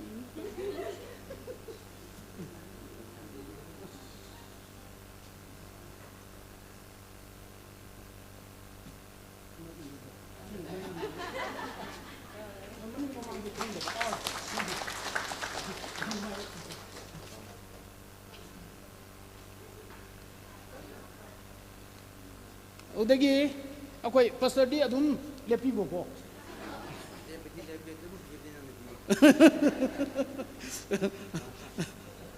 आरोप यादे केआईस अरुण कुमार सेक्रेटरी अदुगा former deacon former auditor history committee अदुगा फंक्शनरी प्रोग्राम कमिटी लोइना यावरे ꯑꯩꯈꯣꯏꯒꯤꯁꯦ ꯑꯩꯈꯣꯏꯒꯤ ꯆꯔꯆ ꯀꯣꯃꯤꯇꯤꯒꯤ ꯇꯥꯟꯅꯈꯤꯕꯒꯤ ꯃꯇꯨꯡ ꯏꯟꯅ ꯆꯔꯆ ꯄꯤꯛꯄꯅꯤꯅ ꯆꯔꯆ ꯑꯃꯒꯤ ꯊꯧꯔꯝꯗꯤ ꯄꯥꯡꯊꯣꯛꯇꯕꯁꯨ ꯌꯥꯗꯕꯅꯤꯅ ꯀꯣꯃꯤꯇꯤ ꯑꯗꯨ ꯑꯗꯥ ꯂꯣꯏꯅ ꯂꯩꯕ ꯍꯥꯏꯕꯁꯦ ꯃꯤ 10ꯅ ꯄꯥꯡꯊꯣꯛꯄꯅꯤꯅ ꯃꯤ ꯑꯃꯅ ꯊꯕꯛꯁꯦ 9-10 ꯄꯥꯏꯕꯁꯨ ꯌꯥꯎꯋꯦ ꯑꯗꯨꯕꯨ ꯑꯩꯈꯣꯏꯅ ꯂꯣꯏꯅ ꯊꯨꯡꯕ ꯌꯥꯗꯕꯅꯤꯅ ꯃꯈꯣꯏꯅ ꯇꯧꯔꯝꯕ ꯑꯗꯨꯗꯤ ꯑꯩꯈꯣꯏ ꯊꯕꯛ ꯑꯗꯨꯗꯤ ꯑꯩꯈꯣꯏ ꯄꯥꯊꯣꯛꯂꯝꯒꯦ ꯑꯩꯁꯨ ꯔꯦꯁꯄꯦꯛ ꯇꯧꯏ ꯑꯗꯨꯕꯨ ꯑꯩꯈꯣꯏꯅ ꯄꯤꯒꯗꯕꯗꯤ ꯄꯣꯠ ꯑꯃꯈꯛꯇꯅꯤ ꯑꯗꯨ ꯑꯩꯈꯣꯏꯅ ꯑꯗꯨ ꯑꯣꯅꯔ ꯇꯧꯅꯁꯤ ꯍꯥꯏꯅ ꯑꯩꯈꯣꯏꯅ ꯌꯥꯅꯈꯤꯕ ꯃꯇꯨꯡ ꯏꯟꯅ ꯂꯣꯏꯅ ꯑꯗꯨꯒꯨꯝꯅ ꯑꯩꯈꯣꯏ ꯄꯥꯡꯊꯣꯛꯃꯤꯟꯅꯕꯅꯤꯀꯣ ꯍꯥꯏꯁꯦ ꯂꯣꯏꯅ ꯑꯁꯤꯒꯤ ꯑꯩꯈꯣꯏꯒꯤ ꯃꯔꯛꯇꯁꯨ ꯊꯥꯞ ꯇꯥꯗꯕꯁꯨ ꯌꯥꯎꯕꯅꯤꯅ ꯑꯩꯈꯣꯏ ꯑꯁꯤꯒꯤꯁꯦ ꯅꯣꯂꯦꯖ ꯇꯧꯅꯤꯡꯕꯅꯤꯀꯣ ꯌꯥꯝꯅ ꯅꯨꯡꯉꯥꯏ चटपी की गनु अदुम ममांग द पोत थमग लेपियो डिकन बोर्ड छुद्री भावबा पी रॉबर्ट ग्रीटिंग्स दजु याउबिरे बाप्तिजम फर्स्ट बाप्तिजम दजु याउबिरे फॉर्मर एवांजेलिस्ट दजु पुबिरमे केयर टेकर ओइना जु पुबिरमे डिकन ओइना जु पुबिरमे सेक्रेटरी ओइना जु पुबिरमे संडे स्कूल स्टाफ ओइना जु पुबिरमे हिस्टरी कमिटी दजु याउई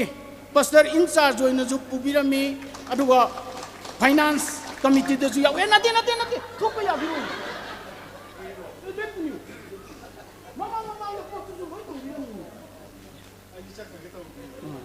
ahum subada ci sanjoy church treasurer machi jubilee gi treasurer ju oi church ki ju oi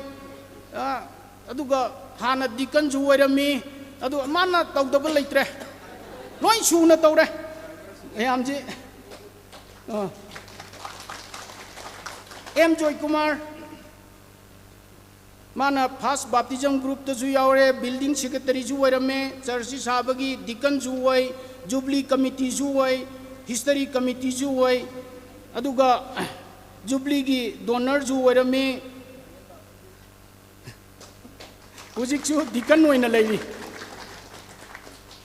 S Joyland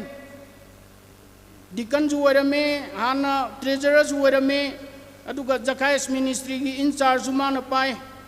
aduga hana finance KCR ju oirame church ki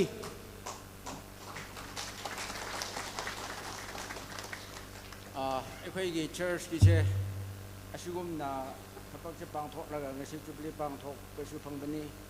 ꯑꯗꯨꯕꯨ ꯍꯥꯏꯅꯤꯡꯕ ꯋꯥꯍꯩꯗꯤ ꯈꯣꯏꯇꯥꯡꯈꯨꯜ ꯆꯔꯆꯁꯨ ꯃꯩꯇꯩ ꯆꯔꯆꯁꯨ ꯑꯩꯈꯣꯏꯒꯤ ꯆꯔꯆꯀꯤ ꯉꯁꯤ ꯄꯨꯔꯤꯕ ꯑꯁꯦ ꯑꯁꯤꯒꯨꯝꯅ ꯄꯨꯔꯒ ꯏꯁꯣꯔꯒꯤ ꯄꯣꯔ ꯐꯪꯖꯕ ꯑꯩꯈꯣꯏ ꯍꯣꯠꯅꯔꯒ ꯂꯩꯕ ꯍꯥꯏꯕꯁꯤꯗ ꯅꯈꯣꯏ ꯅꯨꯄꯥꯅꯁꯨ ꯅꯤꯡꯁꯤꯡꯕꯤꯌꯨ ꯑꯗꯨꯒ ꯑꯔꯣꯏꯕꯗ ꯑꯩꯅ ꯍꯥꯏꯅꯤꯡꯕꯗꯤ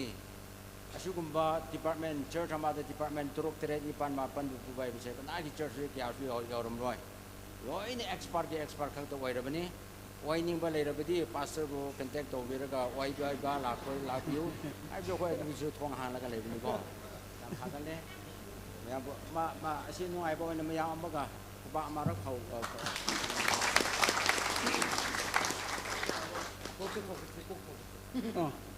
ꯑꯗ ꯃꯊꯪꯗ ꯆꯠꯇ꯭ꯔꯤꯉꯩꯁꯤꯗ ꯑꯩꯒꯤ ꯃꯇꯥꯡ ꯌꯥꯎꯔꯝꯃꯤꯅꯦ ꯁꯤꯗꯗꯤ ꯑꯩꯗꯤ ꯆꯔꯆꯁꯤꯒꯤ ꯗꯤꯀꯟ ꯈꯛꯇꯅꯤ ꯑꯣꯏꯗꯕ ꯑꯇꯩꯗꯤ ꯂꯣꯏꯅ ꯑꯣꯏꯔꯦ ꯑꯩꯅ ꯂꯣꯏꯅ ꯑꯣꯏꯔꯦ ꯖꯨꯕꯤꯂꯤ ꯁꯦꯀ꯭ꯔꯦꯇꯔꯤꯁꯨ ꯑꯣꯏꯕ ꯐꯣꯔꯃꯔ ꯆꯔꯆ ꯁꯦꯀ꯭ꯔꯦꯇꯔꯤꯁꯨ ꯑꯣꯏꯕ ꯑꯣꯗꯤꯇꯔꯁꯨ ꯑꯣꯏꯕ ꯐꯥꯏꯅꯥꯟꯁ ꯀꯃꯤꯇꯤꯗꯁꯨ ꯌꯥꯎꯕ ꯅꯣꯃꯤꯅꯦꯁꯟ ꯀꯃꯤꯇꯤꯗꯁꯨ ꯌꯥꯎꯕ ꯍꯥꯟꯅ ꯗꯤꯀꯟꯁꯨ ꯑꯣꯏꯕ ꯑꯩ ꯂꯣꯏ ꯑꯣꯏꯈ꯭ꯔꯦ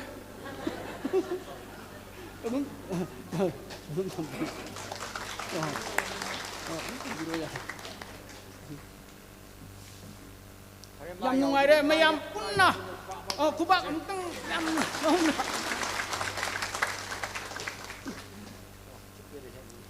ꯃꯌꯥꯝ ꯀꯨꯝꯗꯕꯤꯔꯣ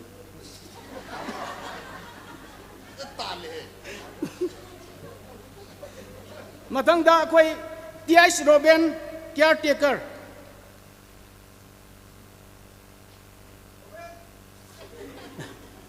TH ꯔꯣꯕꯦꯟ माजी ताम अहुमलक अखोगी केयर टेकर होइना चर्चगी सेवा तौरगा लाख्रबनी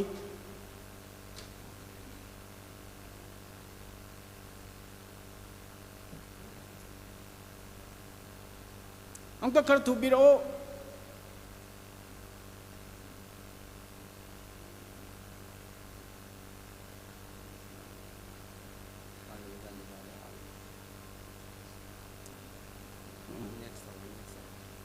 Next, TH Arun, mic operator, aduga hana Deacon ju oirame.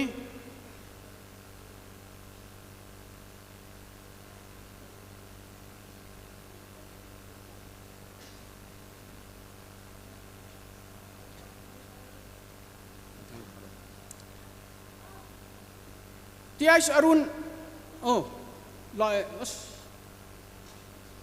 ꯑꯩꯉꯣꯟꯗ ꯀꯧꯕ ꯑꯣꯏꯔꯗꯤ ꯑꯩꯗꯤ ꯆꯦꯜꯂꯛꯀꯗꯕꯅꯤꯍꯦ ꯄꯣꯠ ꯐꯪꯉꯝꯗꯥꯏꯁꯤꯗ ꯑꯩ ꯍꯦꯛ ꯆꯦꯜꯂꯦꯁꯤ ꯉꯥꯏꯔꯦ ꯀꯧꯔꯛꯑꯗꯤ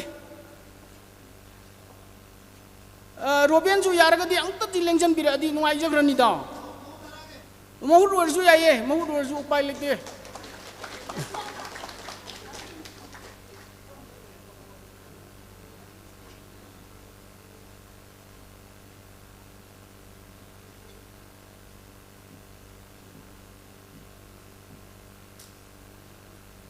lo ibu nang nam besar ni para oh mahut dalam lobby mayang kuba kubiji mathangda aikoigi church da yamna maruiba thodang lobiriba R Christopher Quay director magji hana tam amu hana ju mamangda pubirame matam kharaga to uraga amuksu pubiba yamna thagachari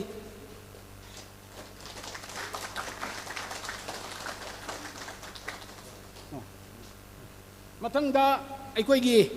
ngasi thauram machigi aikoigi jubilee asida yamna thawai hapiriba pianist achui saija angta lengthuk piro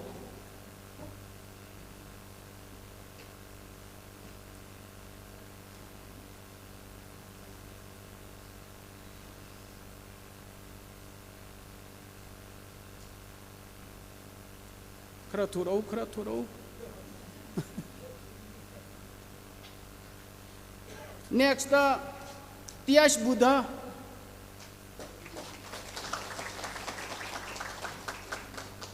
masa laktrasu mari leinabasingna angta mahut lawba yaba leiragadi adum lakpiro oh hoi matungda akoi matam mangna dana baniko haijari je warau binu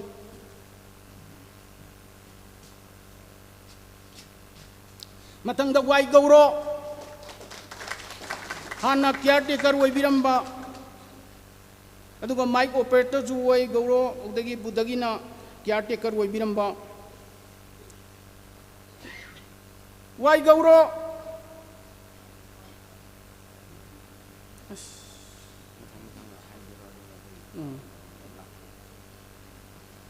Kyais Amit Kumar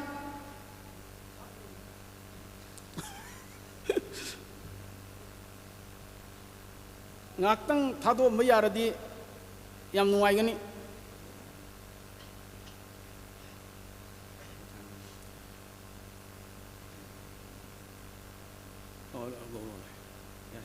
oh daguro chilungni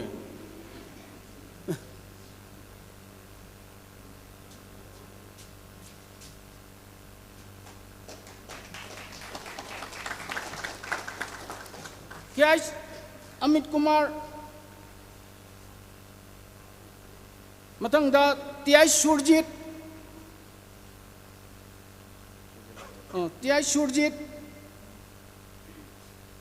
agoi nomination committee aduga former finance committee aduga deacon hana oirame angda khar thubiro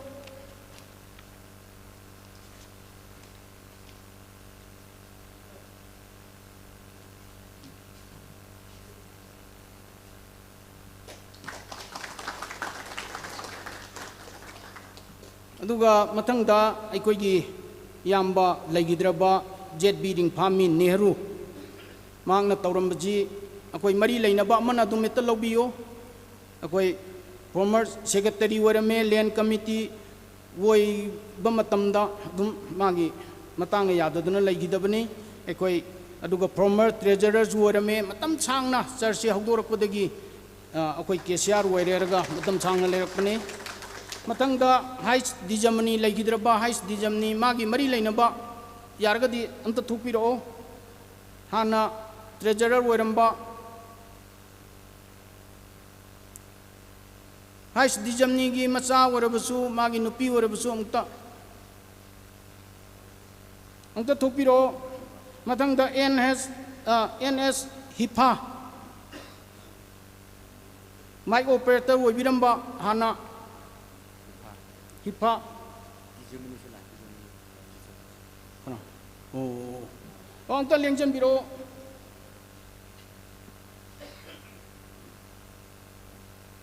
matangda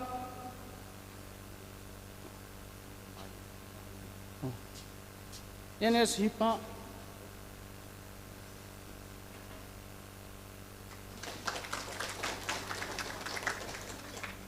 हिफा की अंत पाइब्रो अदुगी मथंग the TIS Nobel Nobel की अदुम मरी लेना buzzing अमना एता लोबियो हाना mic operator वो विरंबा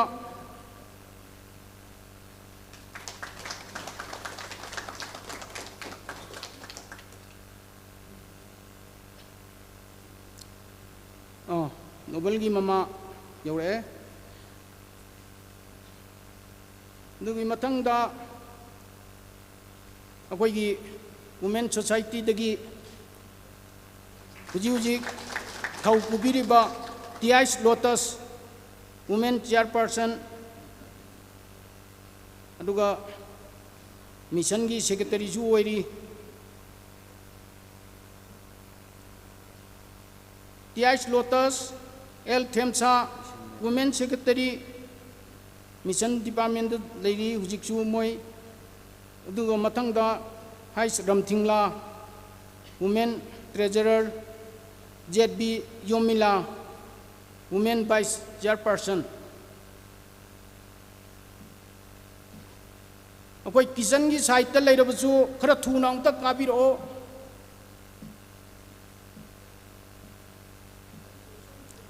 TIS Lotus L थेमसा हाइस रमथिंगला जेबी योमिला 손도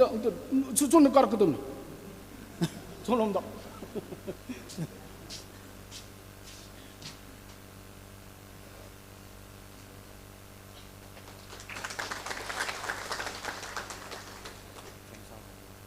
El Temcha TIS lotus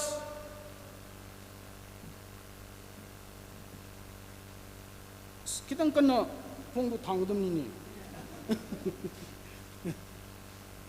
TIS lotus जेबी योमिला जेबी मिमी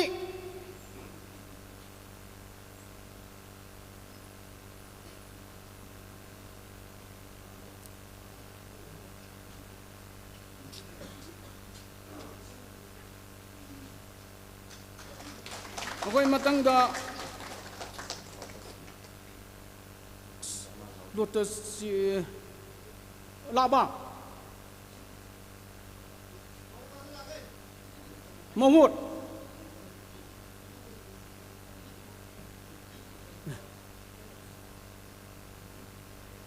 ओ लो मिशन कमिटी दजु यावरी मिशन कमिटी दजु यावरी मतंग द केएसआई सूरज सीवाईएस सेक्रेटरी अदुगा फंक्शनरी दजु यावबा अदुगा मिशन दजु अंका मतंग द ओ प्रियासी सीवाईएस ट्रेजरर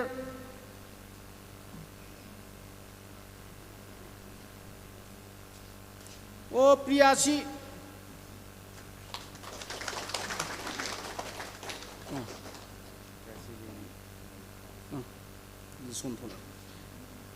मतंग हुजी थौरम चिंगिरिबा फंक्शनरी दे यावरिबा एस जिना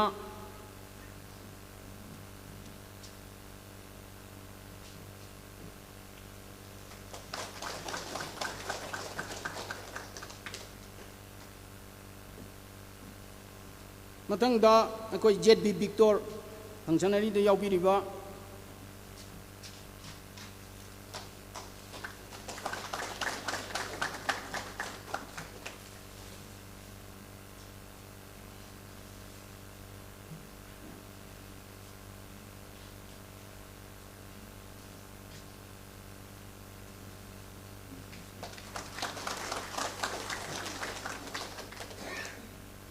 अदुगा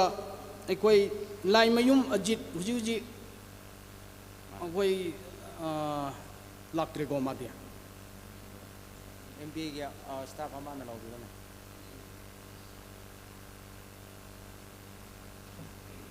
एमबीए की स्टाफ मना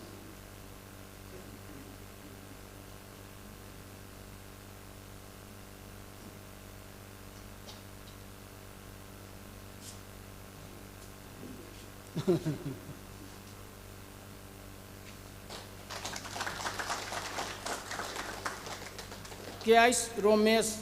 KS Sangeeta, Mujiti Laktre. Yes, Sadhana, P Sadhana. Yes, Sadhana, Iromi, my name. We computer in the soy woman. P Sadhana. Oh.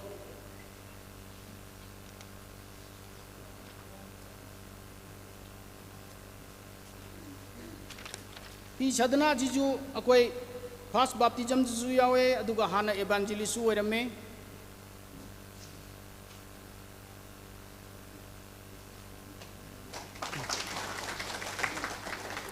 Aduga, Ujikti, Makatar Puina, Ekwe, Pastor Singh, Akwe Thoram the Yaugraba.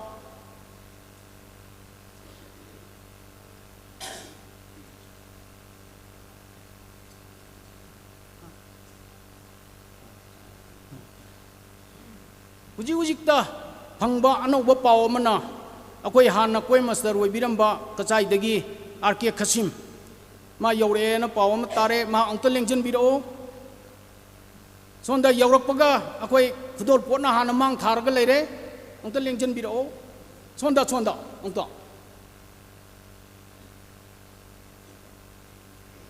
Oh, soon the lock you.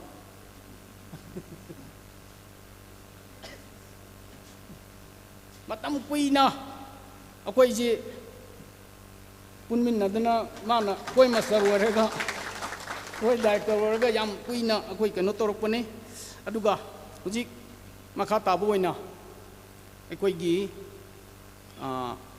Tauram the Yao Kraba, Pastor Jing, a quay presentation, Pangraba Sing di Pangbigre, Pangaudaba, a quigi Pastor Jing, Associate Pastor Jing. Mukta Yanan Budamadu, Makada Labor Zodum Lekut Piu, a quigi asserting Adum presentation Masa Mampina, but Torang Tori, Aduga, Sida Labor Singju, Uncle Lekut Pio, Pastor Sing. Uncle Lekut Pio, Aduga Associate Pastor.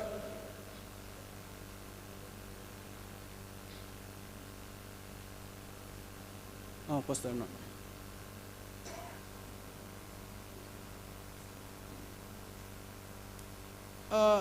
Ako'y searching na unta kara unta yen view ba kara tu na unta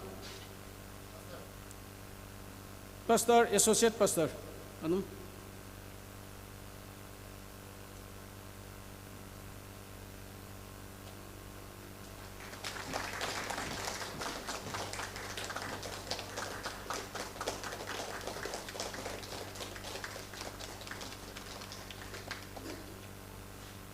Adu Makada Pambasing di Sidagi Udramnina, Moisi Pirabra Pidibra am the Kangre, Ekoji. Duna, a searching now, check the view. Makada later Mazu Adum Tumbio, Ekoi.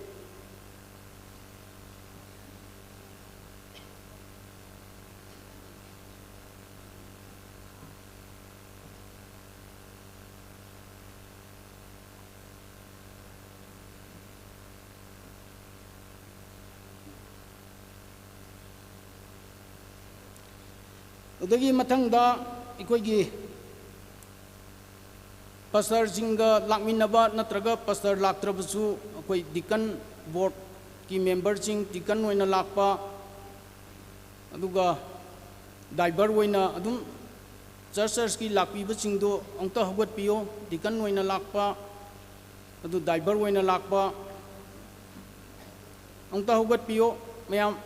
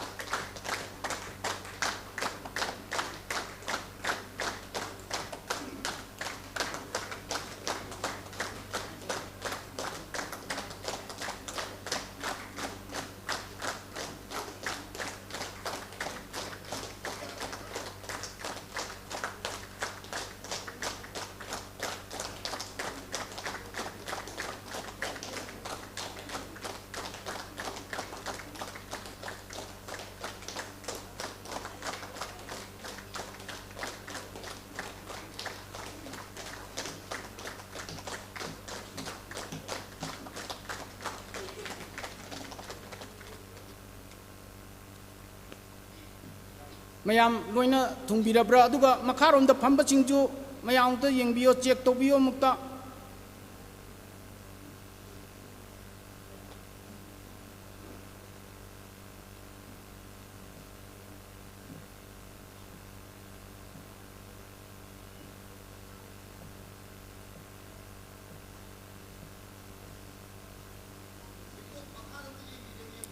yang amta yang bio makha ji sidai udram ni na bab tadre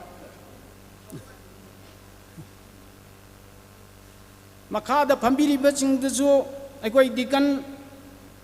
dikanes diver yauradi amta hogat pio amta lobio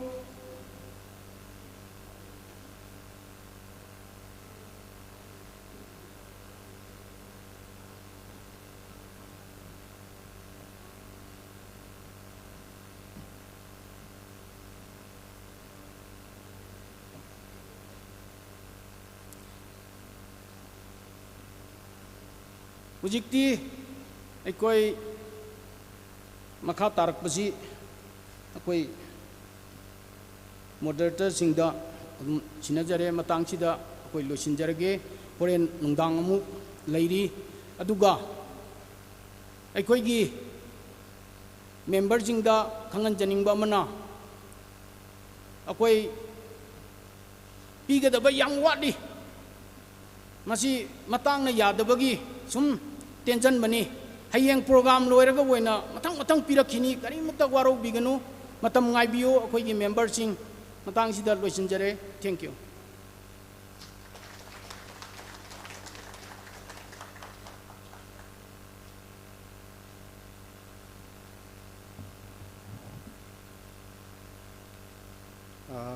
presentation gi matam paibiriba Jubilee committee silnaw singbusu nungai ba phongdok seri ngasigi akhoi gi nungthin gi nun session aroi bagi matam adu yorakre akhoi loisin bagi sheyama hymn number 260 se akhoi sakminaraga loisin bagi prarthna si oja Reverend S Kuibangam Pastor Pe Baptist Church na loisin bagi prarthna du tobigani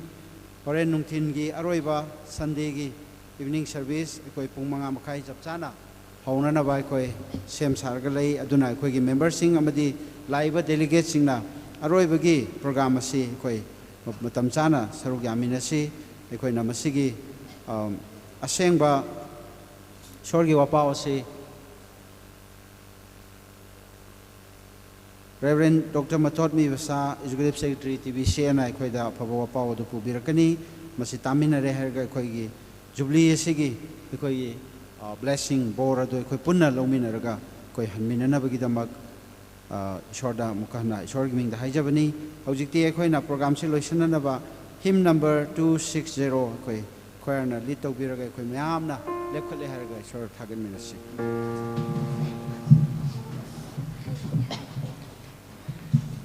Bye.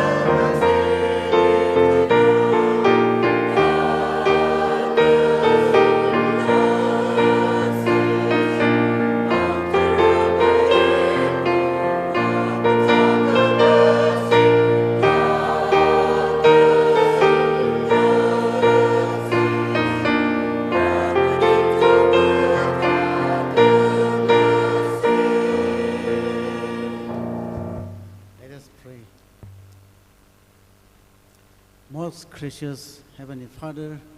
the sustainer of the universe, we are so grateful to you for all the love, all the guidance, and all your faithfulness throughout the days of our lives, especially the good things that you have done with this Mighty Baptist Church here at the Crew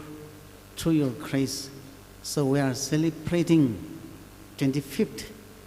year as Silver Jubilee of your faithfulness. Lord Jesus, we will serve you alone and we will worship you alone. For there is none like you in heavens and in the earth. You alone are worthy to be praised. For from you, through you, and to you are all things. To you be the glory forever and ever. Lord Jesus, thank you so much for all the programs that has been taken up this afternoon. So we have had a good time of interaction with our beloved married out daughters and sisters as Yola, Ningor. Lord Jesus, thank you so much for their lives. May you continue to bless on them and make use to each of them as one of the best instruments for the extension of your kingdom. Lord Jesus, thank you so much for the good messages that came to us through exhortation, greetings, and speeches, and special numbers in different ways, Lord Jesus. Be filled us, your Holy Spirit, the spirit of love, the spirit of faithfulness, and the spirit of forgiveness, which is pleasing to you. Lord Jesus, and we want to say thank you once again for all the presentations that we have received from this church and all the activities that has been taken up through your presence without any problems and difficulties. Lord Jesus, may you continue to shower your blessings on this church, and may your Holy Spirit be remained on this church until you come for us in this fallen world. Lord Jesus, thank you so much for all the programs that has been taken up through your presence. Now, as the program is concluded, may you disperse us from here with your blessings. We pray all this in the name of the Savior, Lord Jesus Christ, with thanksgiving. Amen.